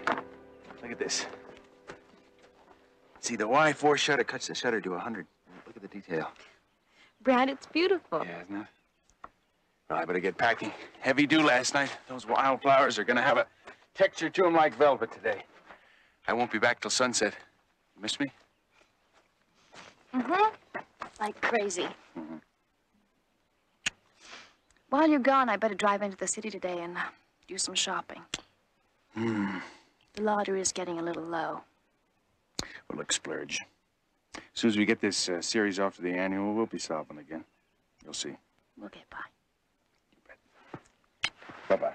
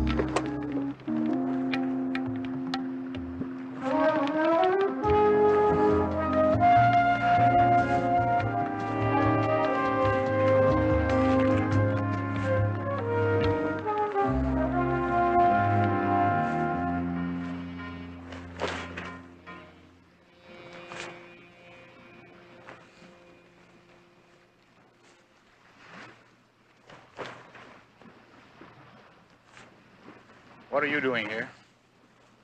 Hello. Surprised? How did you get on board? Haven't you ever heard of stowaways? I thought I made it clear a month ago. Nothing. Not a cent.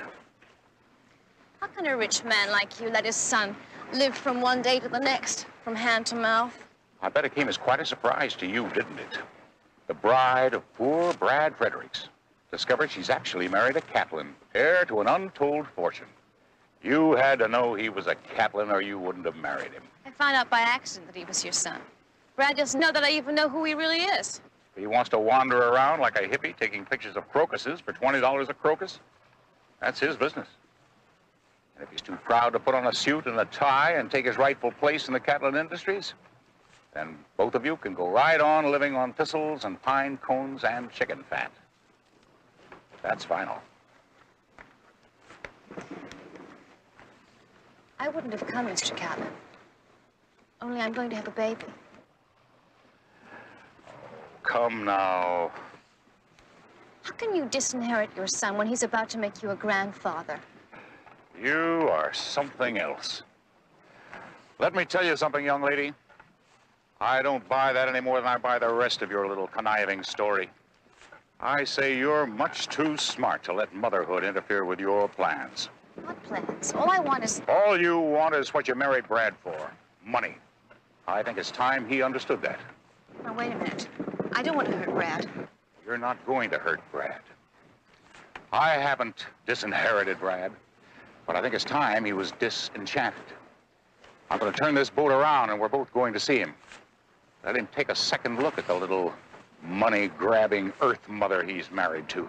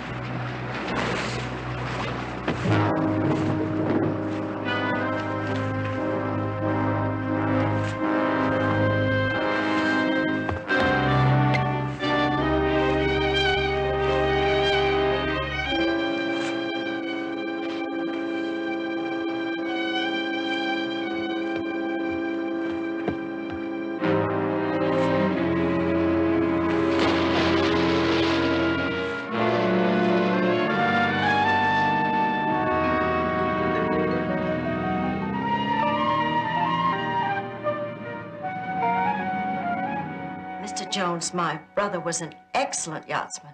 He didn't make dumb mistakes. He didn't get where he was in life by making dumb mistakes. You don't get there without making a few enemies either. Meaning what, Barnaby?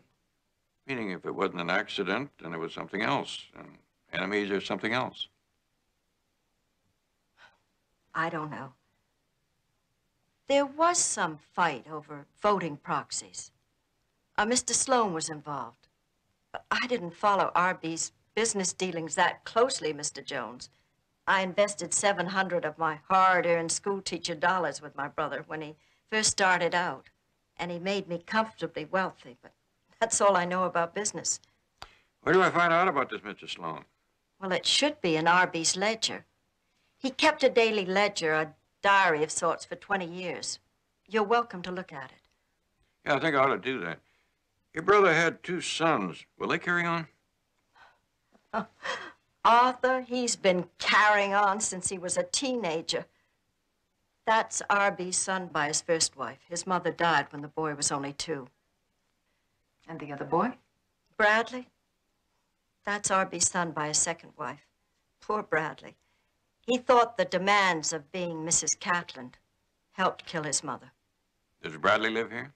No, he's been traipsing off to become a nature photographer. He took his mother's maiden name, Fredericks, as if he wanted to disown his father. I'd like to talk to both of them.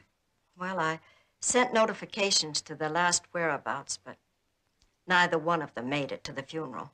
Betty, you check with the Coast Guard and see if they took pictures of the boat exactly as they found it. See if we can get copies. Then you will look into it. My decks are cleared. Let's get underway.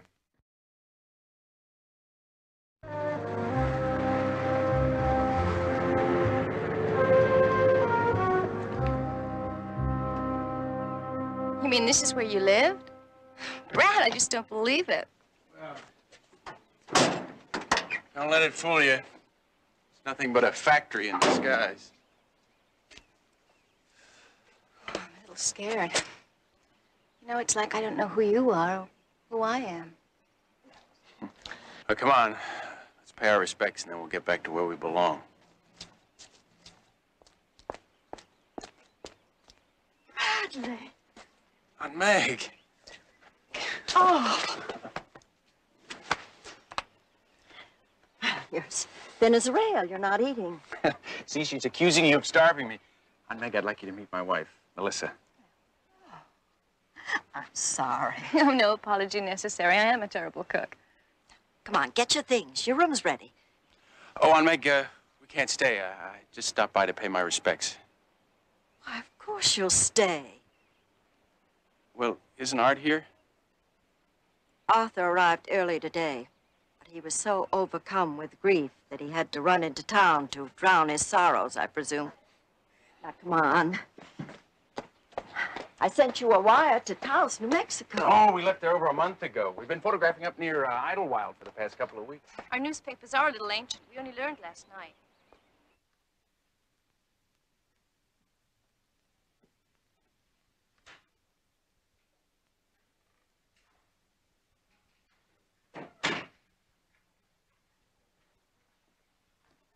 Mr. Jones, I'd like you to meet my youngest nephew, Bradley. How do you do? My pleasure. Oh, and his wife. Oh, Melissa. Melissa Frederick. I mean Catlin. I still can't get used to it. How do you do? I guess we can put these away. No smoke, no fire. That proxy business was settled several weeks ago. What's going on, anyway? I've hired Mr. Jones to look into your father's death. Well, I thought the newspaper said it was an accident. Did you ever know your father to have an accident?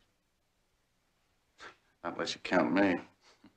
I understand you enjoy working out of doors. You're a man after my own heart. Oh, I'm sure my Aunt Meg has billed me as the starving photographer. This color seems good. I wouldn't worry about the woodsy ones. Well, I like to enjoy living while I'm making a living. Well, you can't ask for more than that. Call you in the morning? I'll see you out. No, never mind. Very happy to meet you all. Yeah. Bye.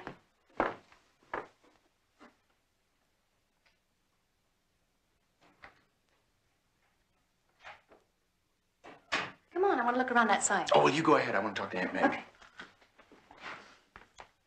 Well, now, tell me what you've been up to. Aunts have a right to know a few things.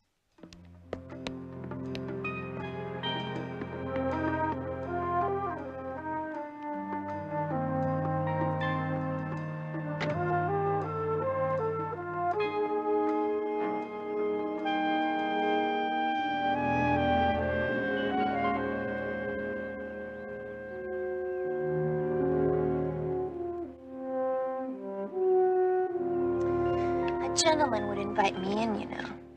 A gentleman wouldn't be seen talking to you. Well, you wait for me at the apartment. Okay, what do I tell them if Harry Olmo calls again? You tell them to get them off my back. At the very least they can do, they can have the decency to wait until the will is read. Now, come on, shoot.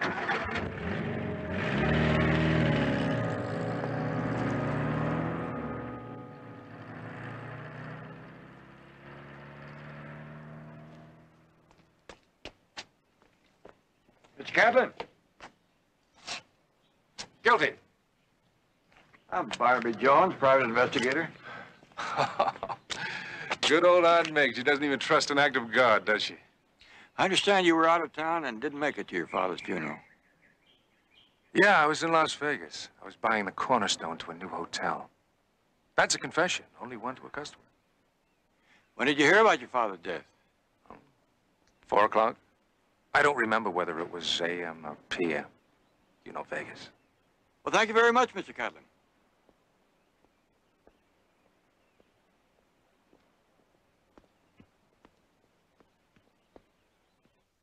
Look, Aunt Meg, I don't need anything. And I don't want anything. Very nice speech, Brad. Still playing Robinson Crusoe, huh? Aye. Is that any way to greet your brother? And don't you think you've had enough? Aunt Meg, a private investigator? Really? Something new's been added. Who's the new pool man? That's Brad's wife, Melissa. Living with the birds and the bees gave you some ideas, eh, Brad? Leave her be.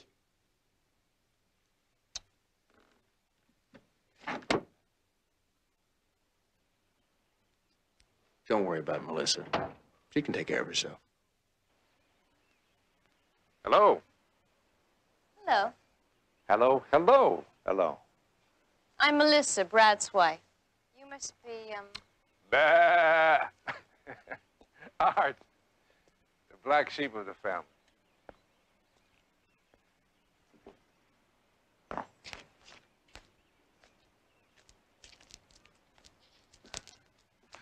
You know, for a half-sister-in-law, you're not half bad.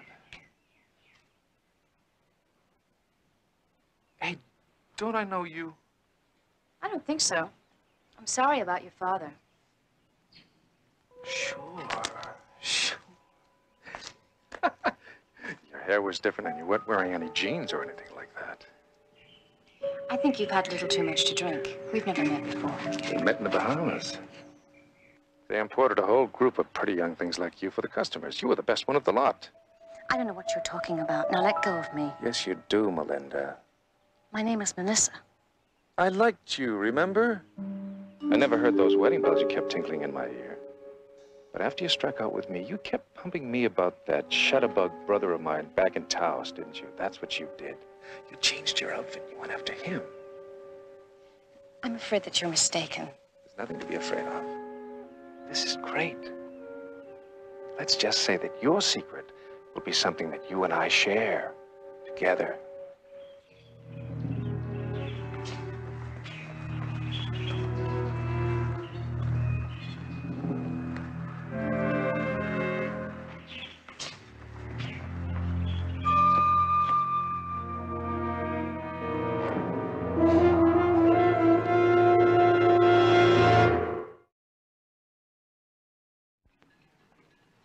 Here's something.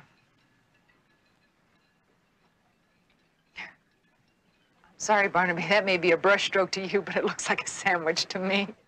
That's exactly what it is, and it looks like you took one bite out of it. Looks like Mr. Catlin had sat down for lunch, but he didn't finish it. What do you think happened? Why would he set the automatic pilot?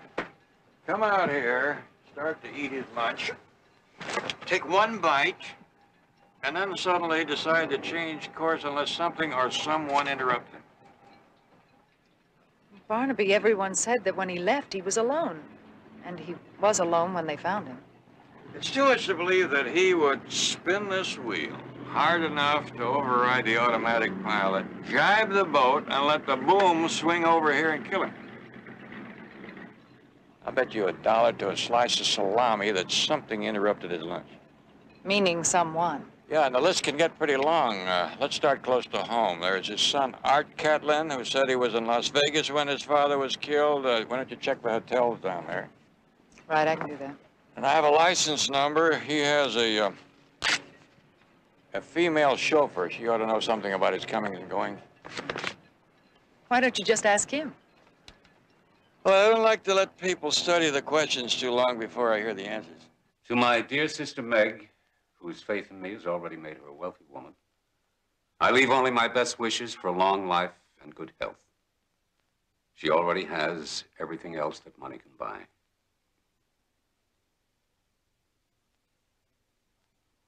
To my son Arthur, who long ago gambled away any hopes that I had for him, I leave the sum of $50,000 so that he may make one last gamble on himself or on any game he chooses. No!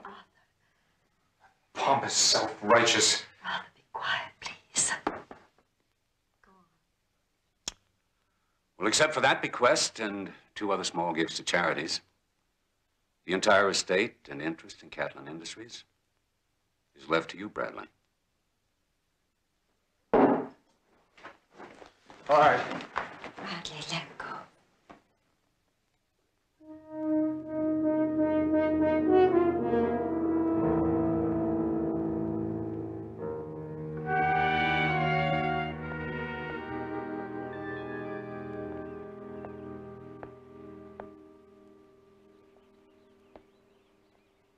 Melissa? Are they through in there? Yeah, they're through in there, but we're not through out here. You look like a little boy who only got the wing in the neck at a chicken dinner. Yeah, you're right. Bradley got it all, baby. Except for the nickels and dimes. But Bradley doesn't know that I have a little prior interest in his chicken. Stop that. I've got a little proposition for you, Melinda. You call me anything you want, and you tell Brad anything you like. I'll deny it. And he'll believe me. Yeah, Bradley's going to believe you. But I'm not so sure a certain Mr. Barnaby Jones won't want to dig a little bit deeper when he knows all about you. He'd just love to know how you happened to meet and marry dear, dear Bradley. What do you want? You're going to have a say in running the financial matters of Catlin Industry now. You're going to see to it that your favorite brother-in-law is very well taken care of. Aren't you? There's plenty for everybody. Hey, Melinda.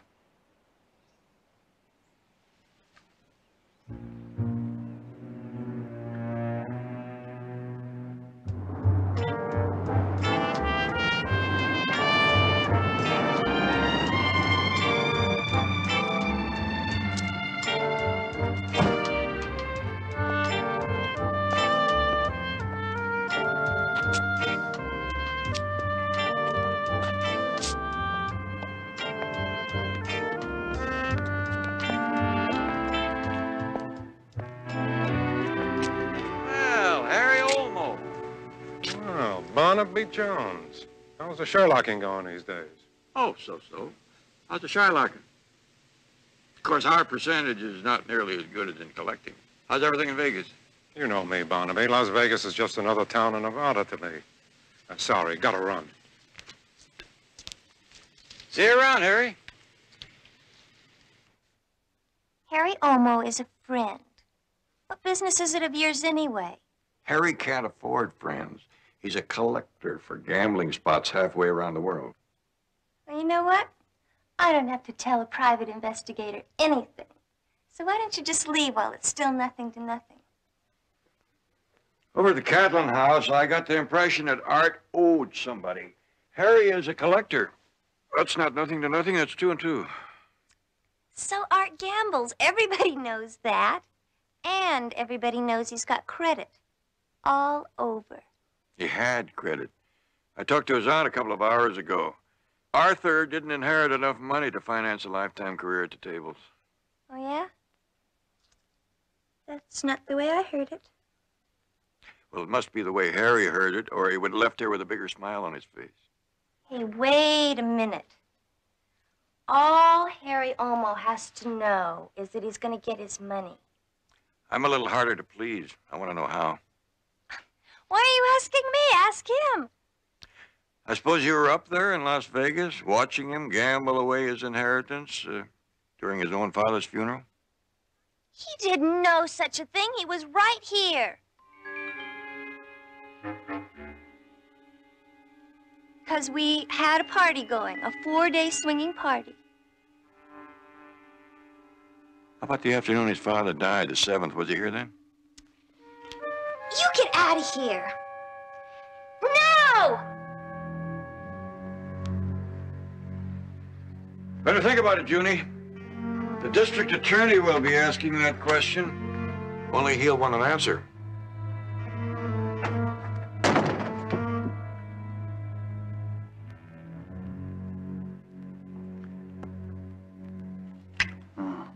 I'll try not to be long. I still don't understand why you have to go tonight. I'm sorry, Mrs. Catlin. I had to get the board of directors together before tomorrow's deadline. I guess it's the least I can do for my father. Well, wait up for me, huh? Okay. Bye. Bye-bye. Good night.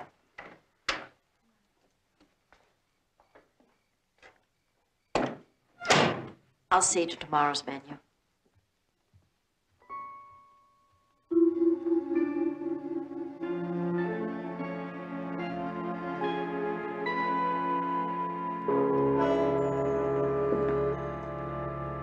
That's just the start. The overnight trips, nighttime meetings. It's going to get very lonesome around the old barn on those long nights. Oh, she wouldn't do that. Wait a minute. I know you remember. A real barracuda, but not without talent. Please. Baby, Bradley isn't your type. Bradley doesn't know the first thing about the care and feeding of barracuda.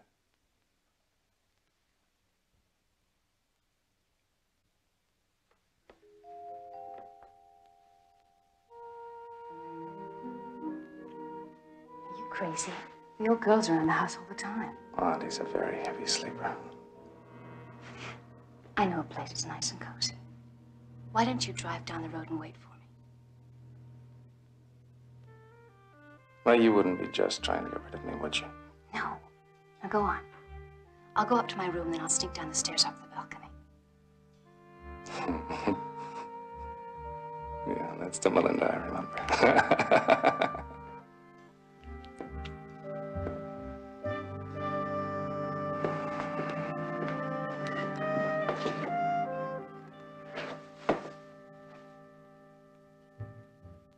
You know, I just had a thought in it, Din.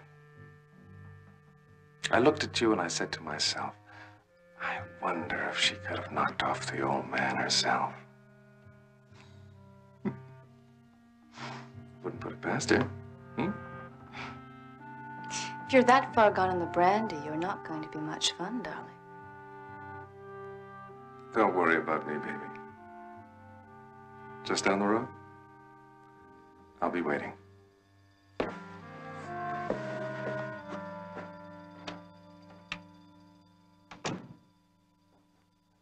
Did Arthur leave? Yes, I hope he's all right to drive. I'm tired. I think I'll go upstairs and lie down till Brad gets home. Very well, dear. Good night.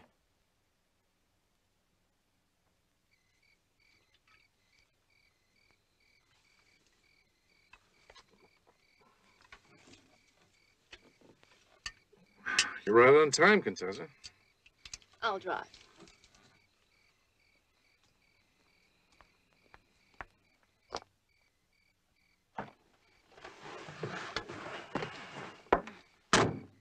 I don't want to spoil everything by getting stopped. That's my baby.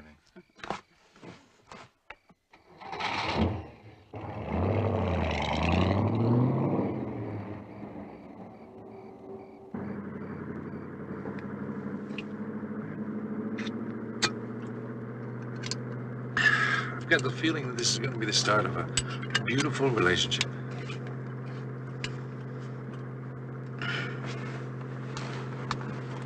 Take it easy, Art. Look, it's tricky enough driving through here as it is.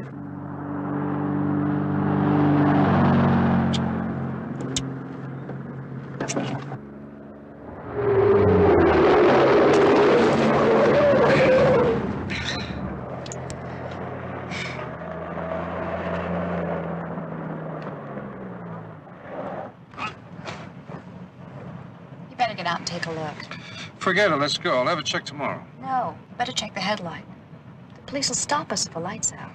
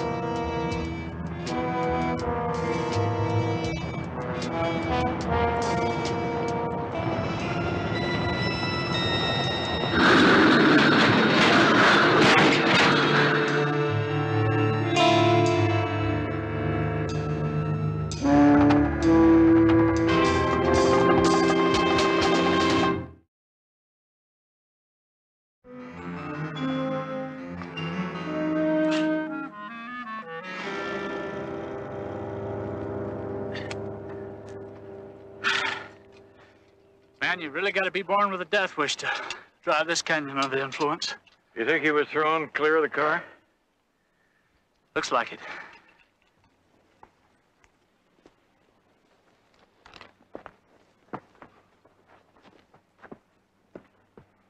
No. He shouldn't have come.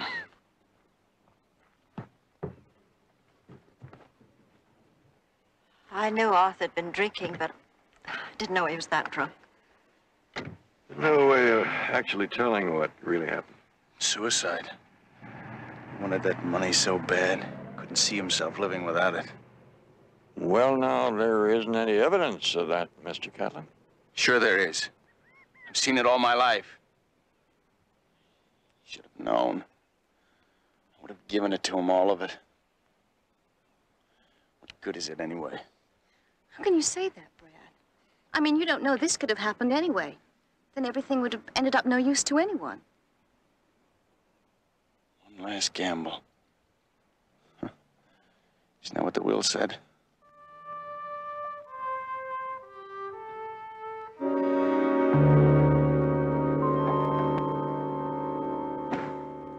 I don't understand why you come to see me, Mr. Jones. Well, the circumstances of Mr. Catlin's accident, I figured he could have been on his way to see you. And if not, he may have told you where he was going. No, Arthur didn't exactly confide in me. I was his companion, and a darn good one, too. Now I'm out of work.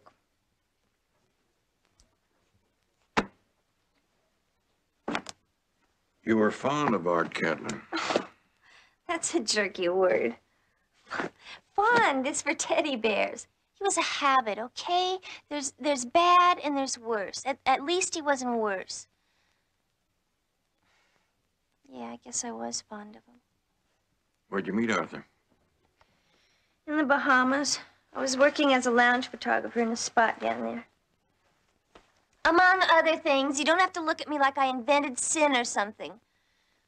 Arthur had a whole string of girls. I never tried to fool myself. But I was his favorite. I had a talk with Harry Olmo. He said that Art called him and said that although the inheritance wouldn't cover his debt, he was expecting a lot more soon. Any idea where from? All I remember is Art said, old lovers never die. They just pay and pay. He said it like it was the magic word or something. I could just tell. Doesn't sound like the magic word to me. It sounds like blackmail. Now, come on. He must have mentioned a name. He knew something. Someone who was like money in the bank to him. Now, think back. Well, he was asking to see those pictures, but that wouldn't have anything to do with here. What pictures? We may be getting warm and don't know it. Yeah. Yeah, these. They're copies of a lot of the pictures I took of people in the Bahamas in the lounge. Any particular one? Yeah, this one. Melinda Pollock. She spun a web all over the place trying to catch art. It wasn't the marrying kind. I could have told her.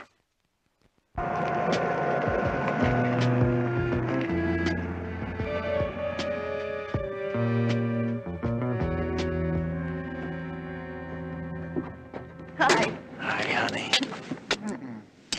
Winnie here, I've got great news. No, ladies first. I've got a surprise for you. Okay. All right. I've ordered an absolute fortune in darkroom equipment. They're going to set it up in that big room right behind the servants' quarters. And you can play photographer till your heart's content. Big, busy man. Now you'll need the relaxation. Oh, that's what I've been trying to tell you.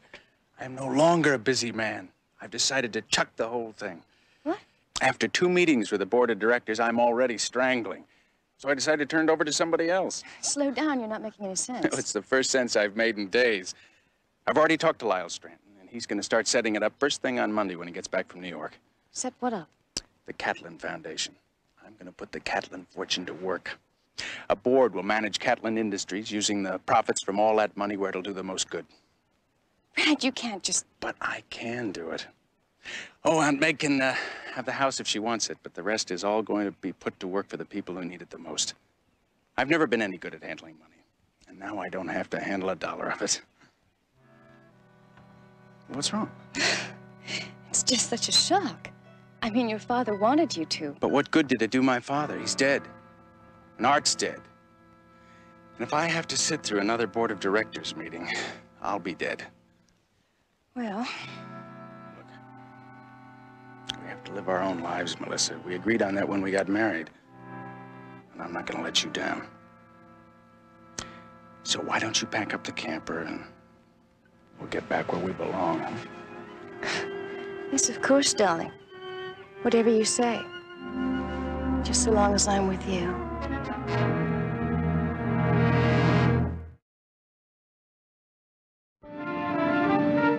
Thank you. Thank you very much.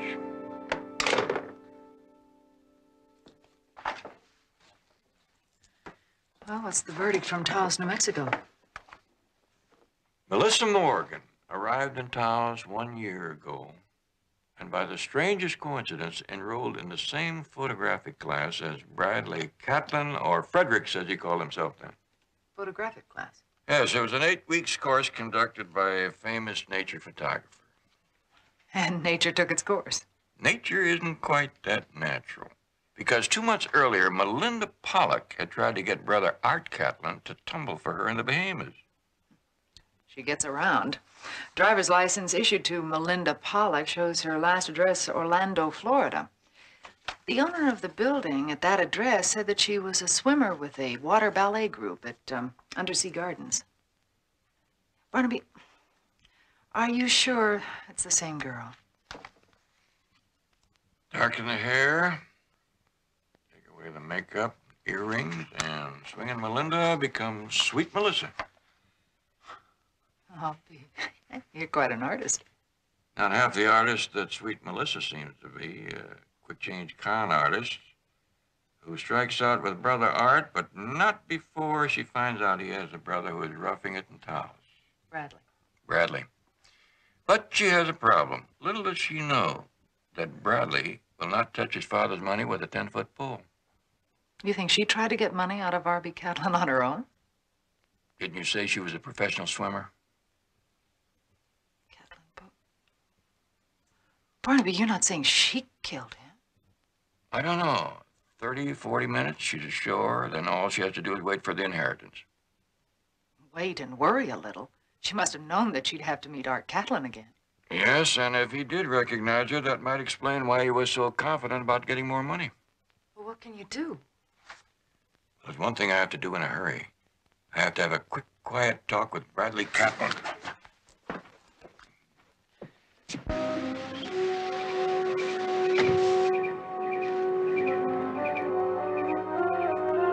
Catlin? Oh, hello. Bradley around? No, he left about a couple of hours ago. Drove up to Lake San Fernando to take some pictures.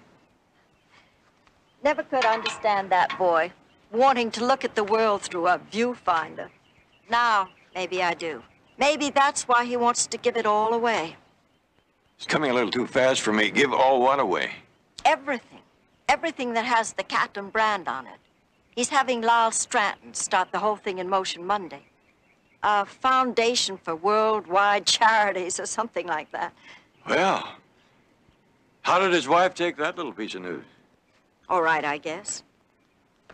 I don't understand her quite, but she seemed happy enough about the whole thing when Brad left. I'd like to talk to her. Well, she should be back shortly. She went to the doctor's, coming down with a cold. Is something wrong? You happen to know which doctor? Yes, our family doctor, Edwin Majeski. You have his number? Let's see.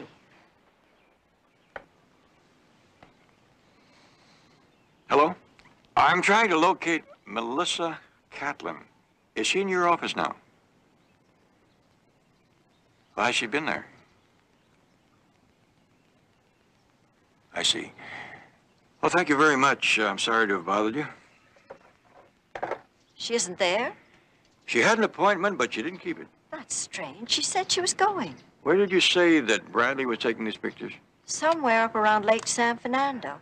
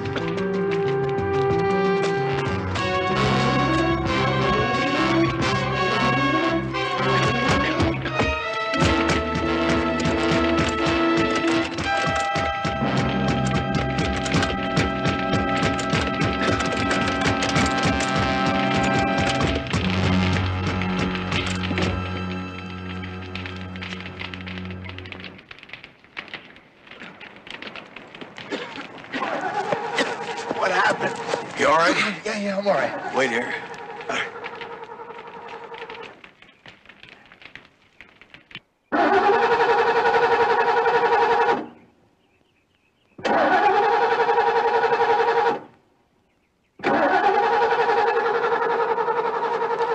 If you had taken a course in auto mechanics instead of photography, you'd know that a car just doesn't have the old get up and go with the coil wire missing. Might as well crawl out of there, Melissa or Melinda or whatever your name is. This is one murder scene you're not going to walk away from or swim away from.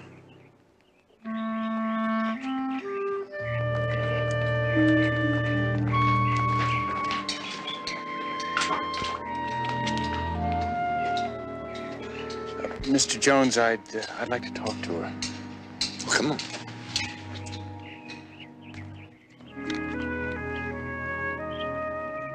Officer?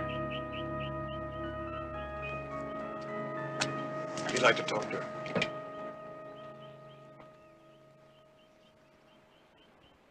Melissa.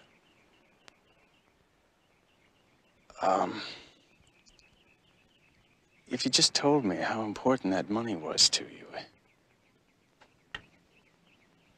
You'd never understand. How could you?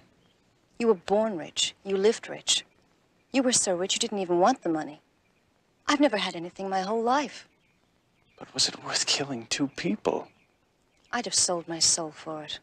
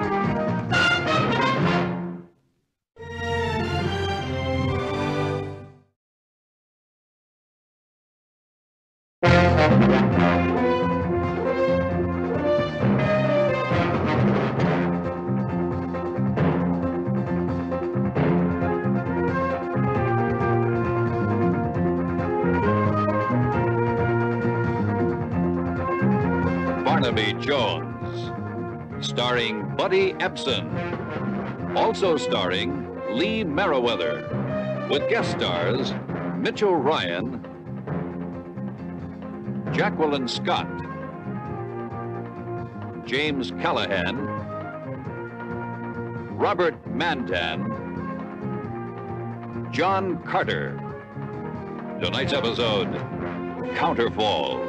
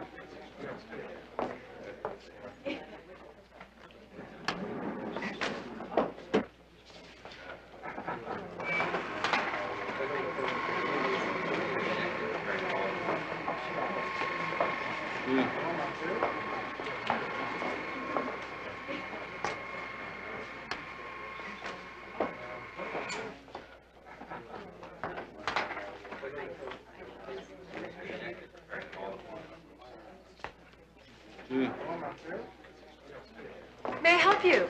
What? Oh, I don't know. My name is Greg Alban. I received the subpoena to appear in court. Must be some mistake. I didn't witness any accident. Well, it looks in order.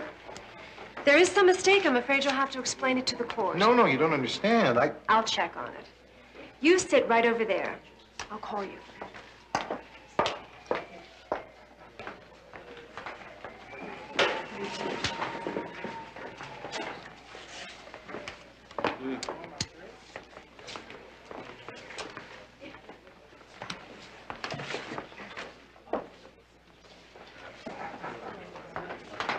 What's happening? Press conference.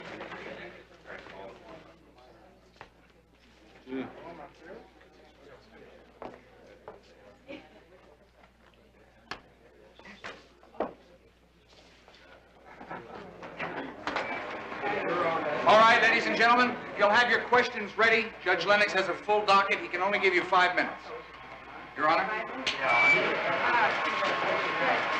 right, now don't growl. Is it true, Judge Lennox, that you intend to reject your appointment to the state Supreme Court? Well, gentlemen, you know as well as I do, the governor hasn't made his selection public. Senator Fox says you're far and away the odds-on favorite, sir. Right now, fellows, you're familiar with my feelings of the importance of the lower court decisions. I feel the present bench I occupy is an essential example of that principle. Now, if I were to get the appointment, there's no way, unless of my good conscience, could I... Your Honor! Hey! Out of the way! Hey, get him! Come on! Watch out, he's got a gun! Keep going, right now! Stay away from me. Stay away, all. Stay back! Keep rolling, Eddie. All of you, stand back! Don't you follow me! Where are the deputies? Where the phone? Where are the deputies? Where are the deputies?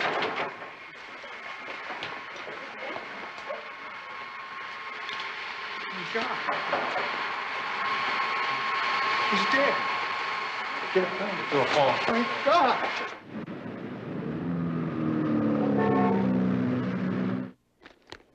Thank you. Good night. Night-night. See you in the morning. Righto.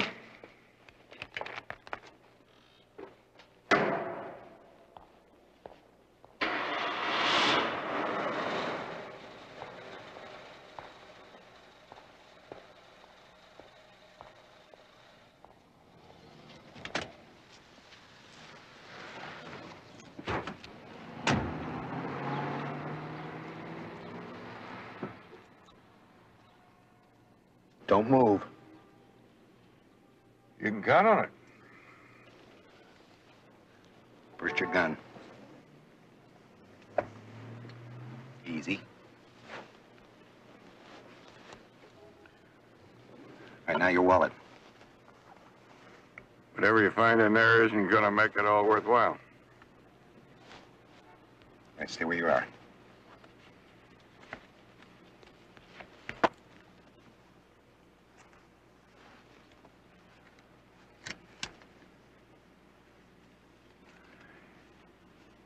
If you took a correspondence course in armed robbery, post office must have lost one of your lessons. There's $5,000 in there.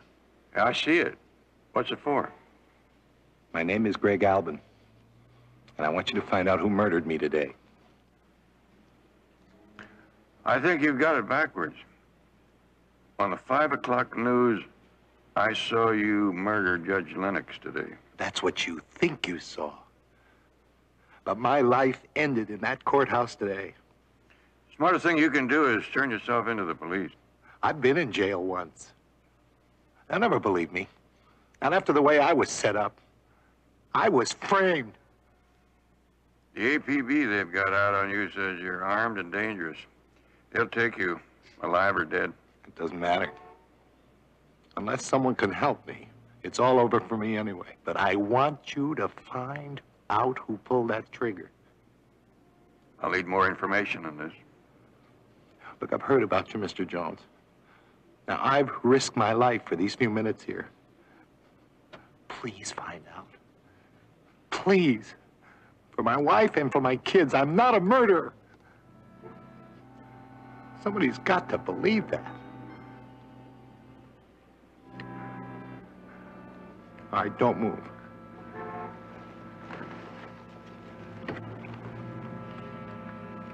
Don't move.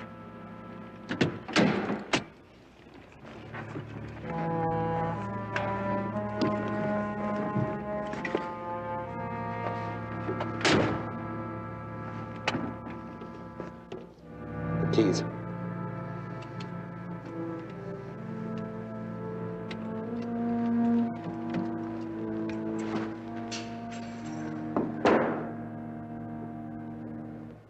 You're my only hope, Mr. Jones. Please.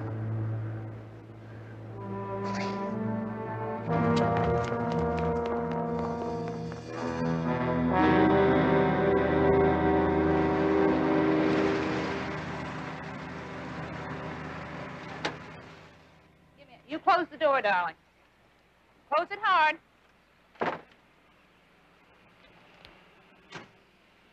Oh, can you hold it? Morning. Look, no more, please. I mean, reporters or police, I said everything I had to say last night. Mrs. Albin, my name is Barnaby Jones. I'm a private investigator. Your husband hired me. Greg hired you? I don't understand. Well, neither do I. She gave me $5,000 last night. This is some kind of a trick, isn't it, Mr. Jones? Well, it is. It's a pretty expensive one, just to answer a few questions.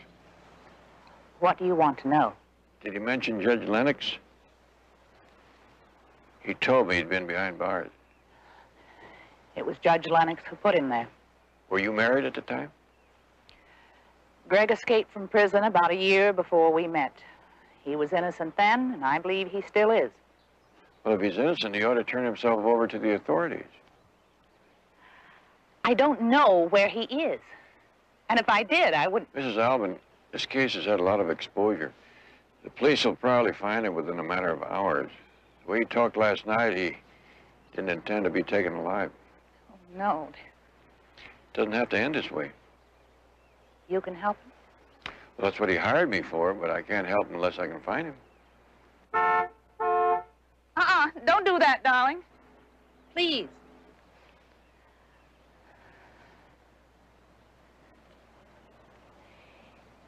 He started his first machine shop in a little place at 123 Netter. He kept it for storage at first, when he built a big building across town, but whenever he has a problem to think through, he still goes back there. Calls it his hiding place. Thank you.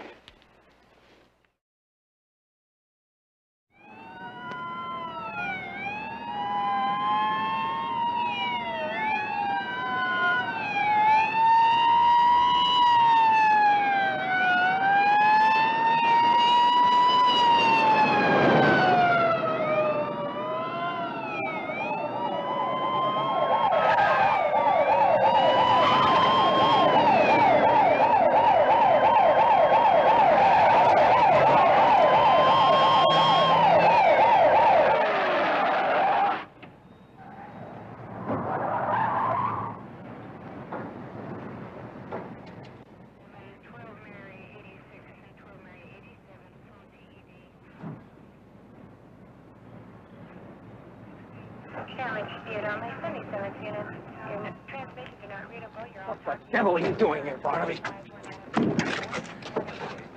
Is Albert in there? Officers were making a routine check of the property when they spotted it.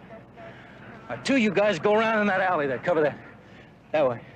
You two guys get up on the roof. Give me that bullhorn. Alvin, nobody has to get hurt. Just throw your gun out and come out with your hands in the air. You don't stand a chance. You get down Albin's arm. He's also my client. This business must be getting tough to come by. He's got a wife and 2 kids. I don't think he wants to see anybody killed, except maybe himself. Barnaby Jones, Craig. I want to come in and talk to you.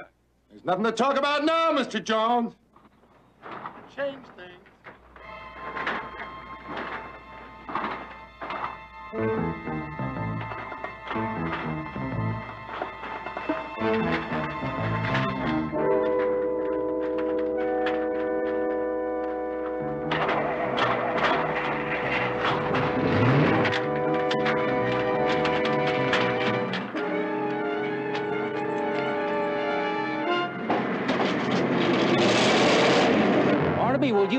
back here until he's in custody, this is my responsibility.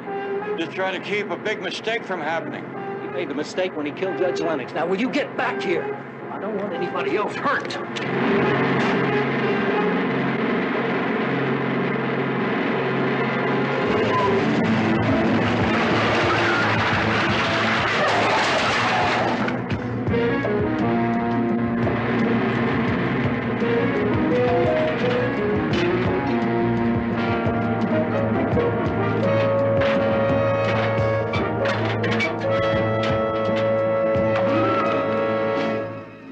Hold it, Albert! Don't be a fool, Greg!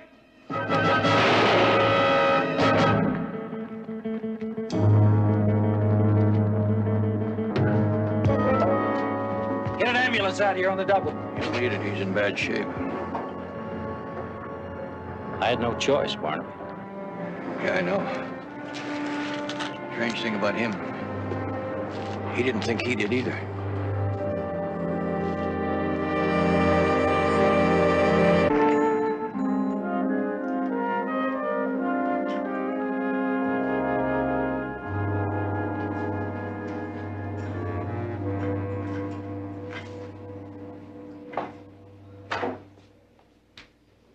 How's it look, Doctor? His vital signs are stabilizing enough for surgery, but it's marginal. What are his chances? 1 in 4, maybe. You'll have to excuse me, gentlemen. I have to check on the OR. Boy, I'd give a month's pay if he had said even money. If Greg had fired, you might have paid with a lot more.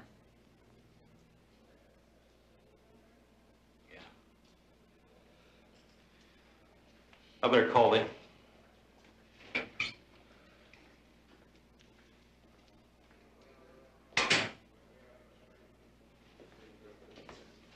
Mrs. Albin, they're preparing to take him into surgery now. He has a fighting chance. Oh, thank goodness. Mr. Jones, this is Hilda Waters, Greg's secretary.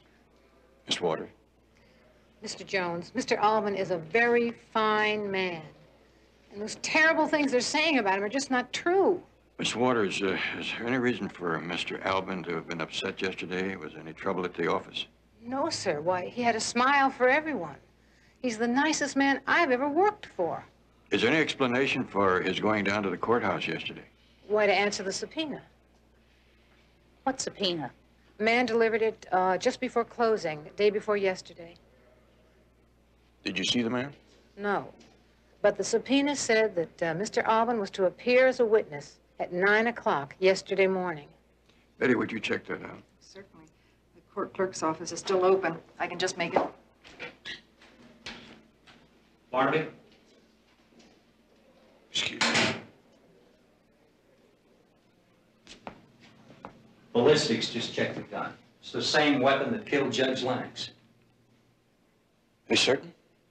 There's no question. Also, we've nailed Albin. Real name is Arnold. Went down for armed robbery 1 to 10. He and his cellmate busted San Quentin 8 years ago. His cellmate? Kelly. Dennis Kelly. He turned himself back in and served his time. Cleared parole about a year ago. His cellmate ought to know more about Greg than anyone. Barnaby, we've got Albin locked. That armed robbery charge? Yeah, what about it? The judge that sentenced him was Judge Lennox. Now, that day, Albin threatened that if he ever got free, he'd kill him. 50 witnesses, Barnaby. We've got our man.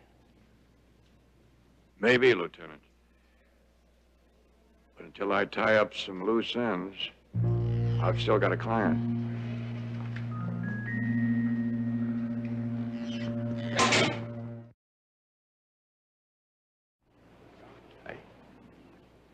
Thank you. Mr. Kelly? Yeah. I'm Barnaby Jones. I know you. I'd like to ask you a few questions about Greg Albin, alias Arnold, ex-cellmate of yours. Look, I did my time. I served parole. I haven't seen or heard of Greg in 8 years. I'm not a police officer, Mr. Kelly. I'm a private investigator. Trying to help Greg any way I can. Figured you two were friends. Sit down. We broke out together.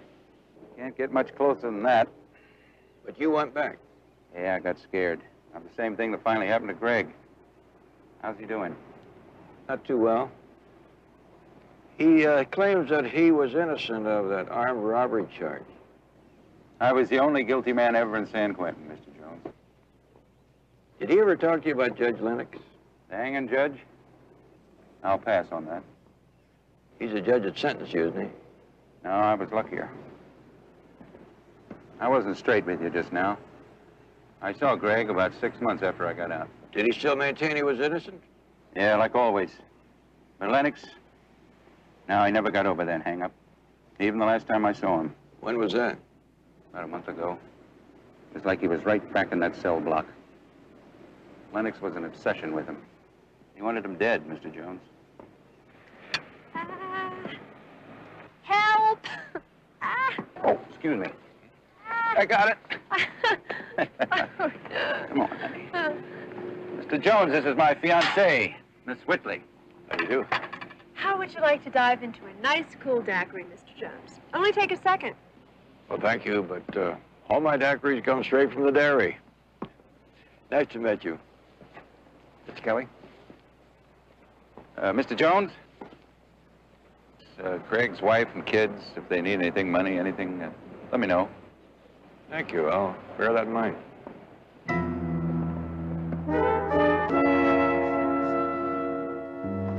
Well, I got your message to meet you here. What's all this about? Did you get anything? Absolutely zero. I went through every subpoena record for the last 3 months. I even went through all of the bailiff receipts. There is no record of a subpoena issued to a Greg Albin. That's what I suspected. It's customary to give a witness reasonable notice.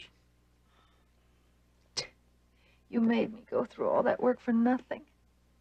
Maybe for something. Room's all set and ready to roll, Mr. J. Betty, you remember Snipper Wilcox? I sure do. How are you, Snipper? How's the girlfriend? Well, I haven't seen much of her since Mr. J got my wheels back for me. You see, when she asked to borrow my car, I didn't know that she meant forever.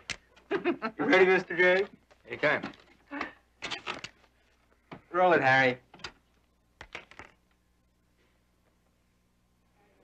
All right, ladies and gentlemen, you'll have your questions ready. Judge Lennox has a full docket. He can only give you 5 minutes. Your Honor?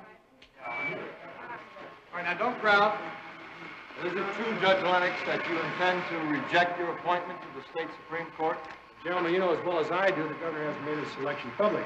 Senator Fox says you're far and away the odds-on favorite, sir. All right, now, fellas, you know my feelings as far as the importance of the lower court's decisions. I feel that the present bench I occupy is the Could you cut the sound? of that principle. Sure. Now, if I were...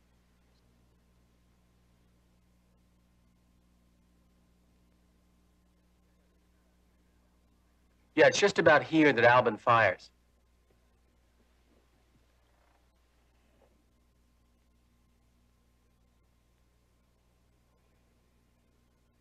I wish I could be as sure as that makes it seem.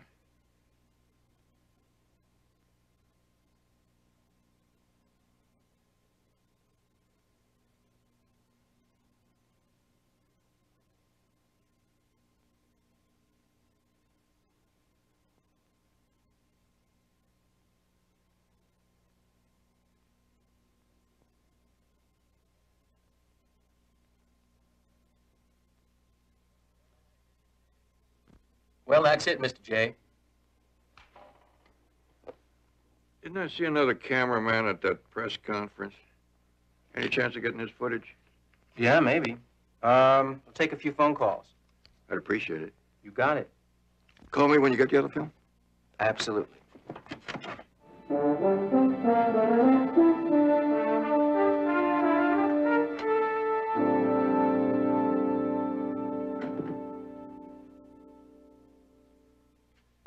Yes, that's what I said. Take all the action you can on Calaveras. If I ever led you wrong, the word from his coach is the kid's ulcer's acting up. 3 hard games, he won't get a racket on full reserve. That's right. And we pull the usual percentage. Great. See you when you get to the coast. Kelly, how's it going? Grootman's contribution from the Midwest basketball action. Yeah, a little better than we expected. This isn't. Well, the police will take responsibility for shooting him. Rex, I set Greg up to do some hard time for Judge Lennox's death, not to get him killed. Would you rather have me standing in front of Lennox for that fight-fixing charge? He would have thrown the book at me. I just wish it could have been done some other way. Well, there was no other way. Lennox refused to change of venue. He refused to take himself off the case. He wanted to nail me, Kelly. I know. I just hate to see a good guy like Greg go down for it, that's all. Now, don't forget you got a stake in this, too. My lawyer tells me that the judge who's going to hear the case now is good for no more than 6-month sentence, maybe even suspended. So either way, you may have to take over for a while. Don't worry, I can handle it. Hey, look. Riker took Lennox out. The police have their man. They have their motive. It's over and it's clean. So just try and forget it. Just like that, huh? That'll make you feel better when things have cooled down. I'll figure out a way to see that Albin's wife and kids are taken care of, okay? You'll have to do better than that. What are you talking about? I had a visit from a private detective, Barnaby Jones. He's nosing around trying to prove that Greg didn't kill Judge Lennox. What can he prove? There are 10 million witnesses. I know, but just in case he comes up with something, remember, it's my neck that's sticking out. I'm the only one involved that can be tied directly to Greg. Okay. I'll phone Cincinnati. I'll fly Riker out again to keep an eye on. What's his name? Jones. Barnaby Jones. Mr. Jones gets too close, we'll put him out of business, okay?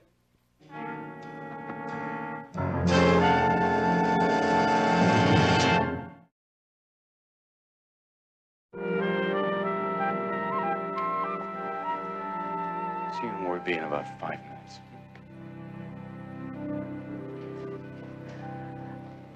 Oh, Doctor, how is he? Well, the next 24 hours should tell us a lot. You know, for a man who tried to get himself killed, he's putting up one devil of a fight in there right now. When can I see him?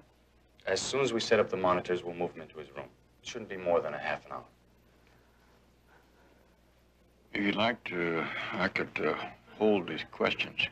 No, it'll probably take my mind off things. Ms. Albin, do you know a man named Dennis Kelly? Oh, I don't want to get him into trouble. Well, Mr. Kelly himself said that he had kept in touch with Greg. Greg felt very close to Dennis. I think he was grateful that he had someone he didn't have to lie to other than me. Did you ever hear him say that he'd like to see Judge Lennox dead? Oh, no. Greg was really like a different man once he took on the responsibility of a family. And his business. During the last week when Judge Lennox was in the news, Greg didn't even then discuss him with you? Oh, wait a minute. Yes, he did say something. He said that he thought the judge should take the vacancy because we needed a strong man to balance out the court right now. You sure? Absolutely.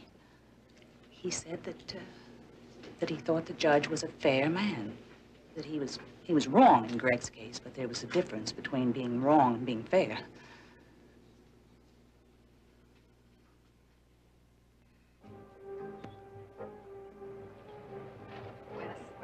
Cheers.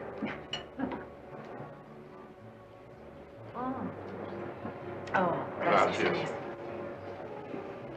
Oh, Lieutenant, glad to see you made it. You know, I put away guys who don't con nearly as well as you do. Hello, Betty.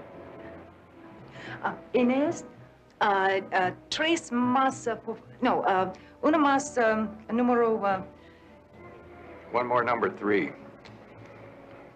Pull up a chair. What got your dander up? Now, this is what you were about to ask for. This way I saved myself the indignity of being bribed by a couple of enchiladas. Betty, do you recall my saying anything about bribing an officer of the law? well, when I invited the lieutenant to join us for lunch, I did drop a hint that you would like to see the files on Greg Albin and Dennis Kelly. Now, if that constitutes bribery, well, Why Dennis Kelly, Barnaby? I just wanted to see a comparison of the records of your model parolee and the vicious escapee who is my client. So now all of a sudden Kelly belongs to me. Who's World Promotion Enterprises he works for? Well, they produce arena events, conventions, rock concerts. What is it, Barnaby? Albin has got to be the lamest case you've ever taken. Why? I'd like an answer to that myself. Well, you know that big insurance company down the block, they have a 2-year rider in their policies against payment on suicide cases. Well, now, what does that have to do with Albin? Well, the odds are 10,000 to 1 that anyone bent on self-destruction will change his mind within 2 years. So? You want me to believe that Albin waited to raise a family, build a successful business. He had everything in the world to live for, and then suddenly decided to go back and follow through on an 8-year-old threat to kill a judge? Okay. But you said yourself there can be 1 in 10,000. I want a little better bet than that. Say, 4 to 1 that you ask for seconds on those enchiladas. The sauce, please. Sure. And the pepper.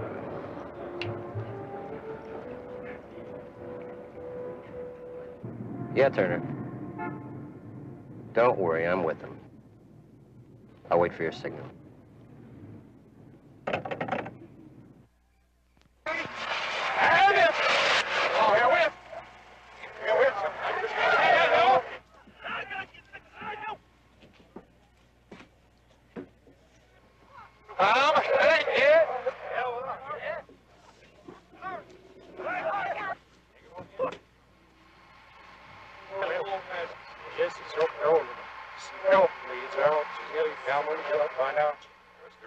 Right there.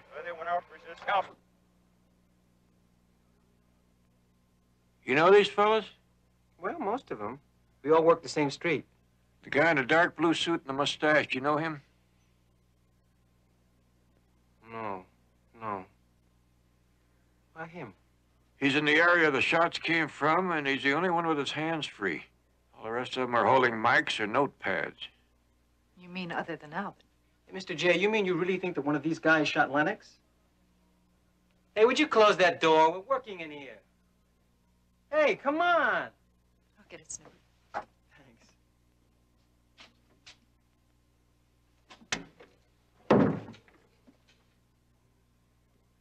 Can you move this ahead 1 frame at a time? Sure.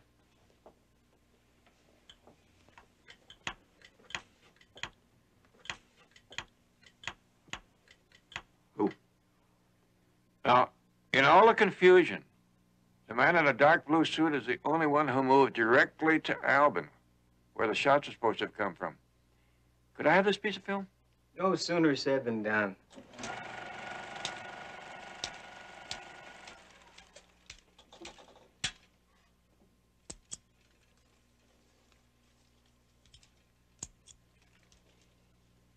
There you go. Thank you. With hands like that, you should have been a surgeon. Are you kidding? I am. The only problem is that most of my patients have a chance at the box office to die over and over again. Is there anything else I can do for you, Mr. J? What about the trims from the other stations? Well, I spliced them all together in sequence, except for the light cues and the slates. They're really nothing but a bunch of junk. They're at the end of that sequence. I don't mind double features. Go. Okay.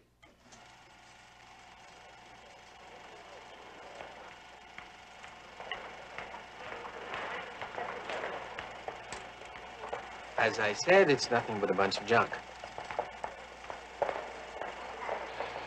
Poppy shop. Cameramen can never resist a good-looking chick. Who? What do you want to bet? He wants an 8x10 blow-up of that one. You're just about right, because unless my eyesight is failing, that is Joan Whitley, Dennis Kelly's fiancée.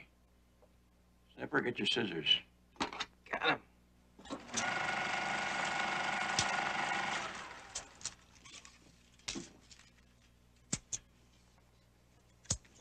For you.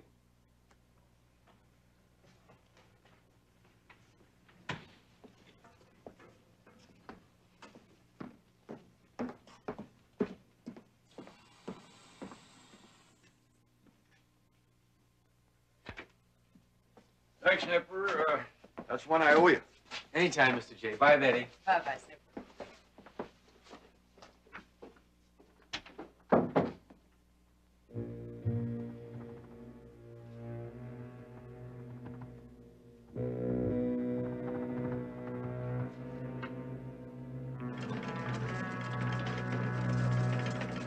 Yeah, what can I do for you? I just came by to pick up the Lennox film. Oh, well, you don't have to do that. I plan to have the cans picked up in the morning. Yeah, well, we need it tonight. Hey, wait a minute, don't I know you? Yeah, that's right. You're the guy who was with the other reporters in the Lennox film. What are you, with KBEX? Yeah, but we'd like to look at all of it. Oh, sure. Sure, why don't I check it out at the station first, okay? Just be a second.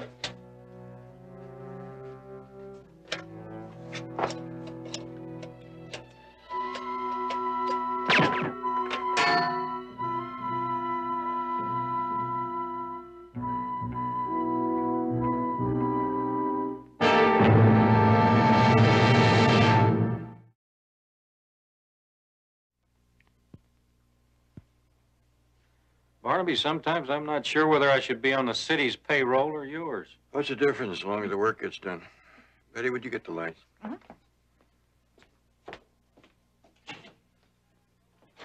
I recognize Kelly's mugshot.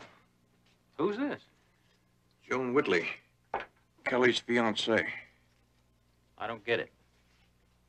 Last night, an editor friend of mine ran some film for me. This blow-up is from film taken in the corridor of the courthouse just moments before Lennox was shot. Any idea what she was doing there? Well, there's no record of Albin's subpoena.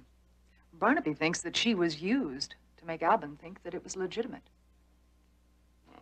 Next, you'll tell me that it was Kelly who pulled the trigger. No, that's the reason I blew up that picture. No amount of disguise could make this fella look like him. I got a hunch he's a pro and a good one.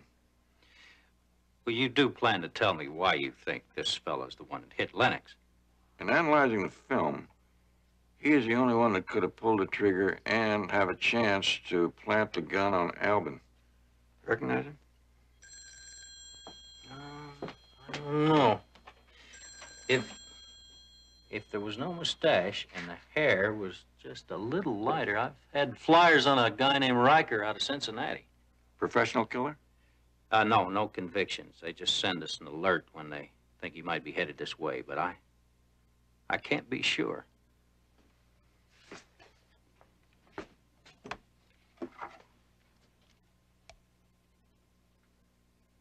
No mustache. Lighter hair. That's closer? That's close enough. But if he made the hit, where's the motive?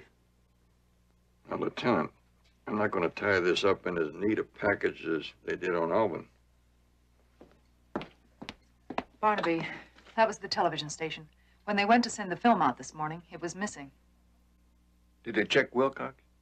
Snipper didn't show up for work this morning, and they can't locate him. He's the man who got the film for me. I'll have it checked out. Thanks, Lieutenant.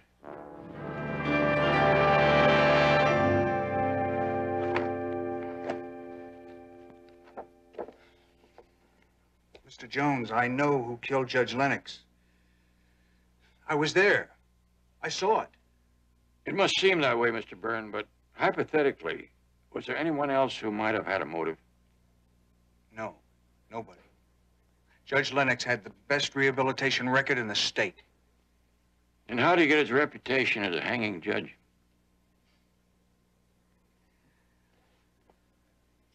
He didn't deserve that name. That came to him when he handed down a stiff sentence to a football player who had thrown several games. There was a lot of publicity. Everybody expected a slap on the wrist. But the judge was very firm. Clayton Lennox believed that competitive sports was the root of national character. He actually held an Olympic medal, didn't he? Yes, sir, he did. Are there any recent decisions the judge handed down involving sports or sports promotion, anything like that? No, sir. I've been going over the docket for the past 2 years. I'm certain there was nothing. What about the future docket? Any cases there where he could have been rough on a guilty defendant? I'll look.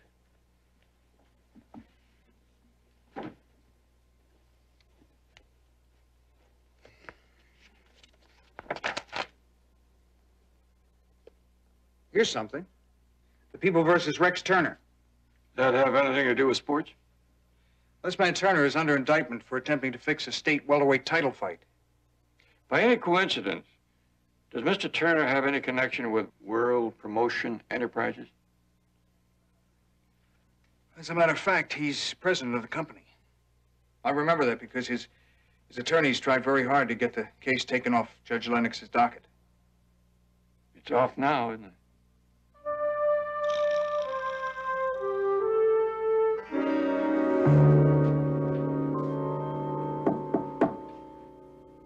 Mr. Jones. Miss Whitley. Oh, Mr. Kelly certainly is a fortunate man. Have both a secretary and a fiancée all wrapped up in one pretty package. Thank you. I think I have some good news for him. Could I see him for just a moment? I'll see. I think the staircase is too wide at this point. Well, perhaps we'll just move this whole section. Yes? Mr. Barnaby Jones to see Mr. Kelly? Send him in.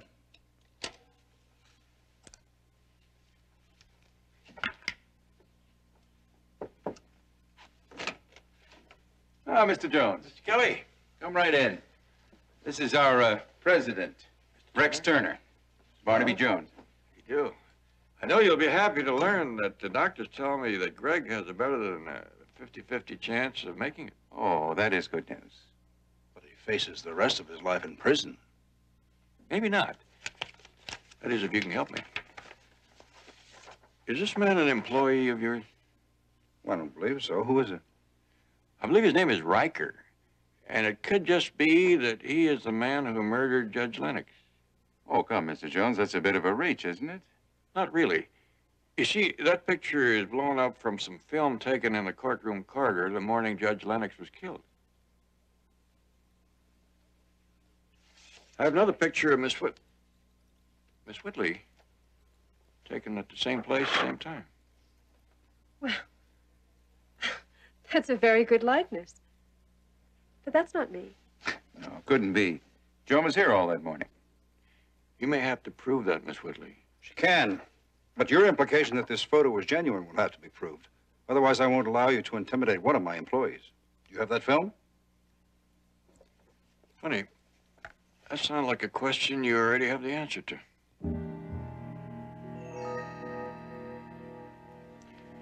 Don't bother, I'll find my way out.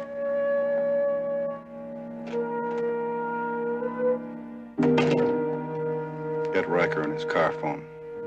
Have him hit him now.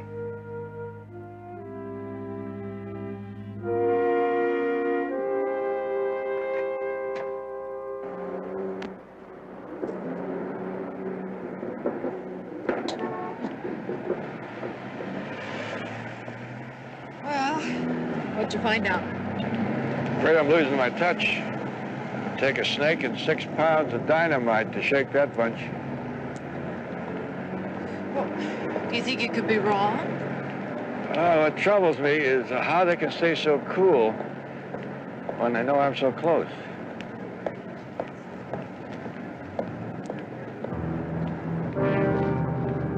Betty, do exactly as I tell you.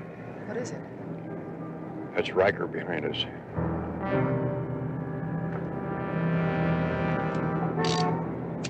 Go inside and call Lieutenant Biddle. Now.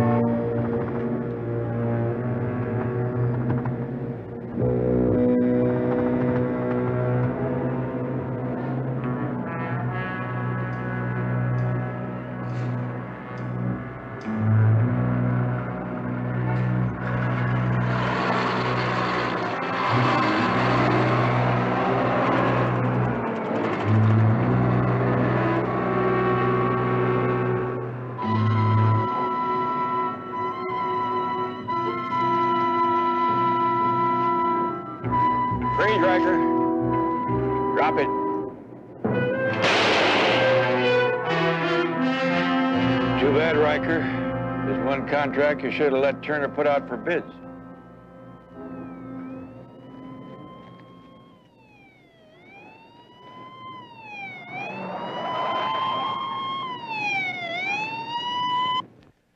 Mr. Jones, I appreciate everything you've done for me, for both of us. But I think I should apologize. No need to. Since Riker admitted he killed Judge Lennox and Snapper Wilcox, Turner, Kelly, and his girlfriend are apologizing for you. To Lieutenant Biddle.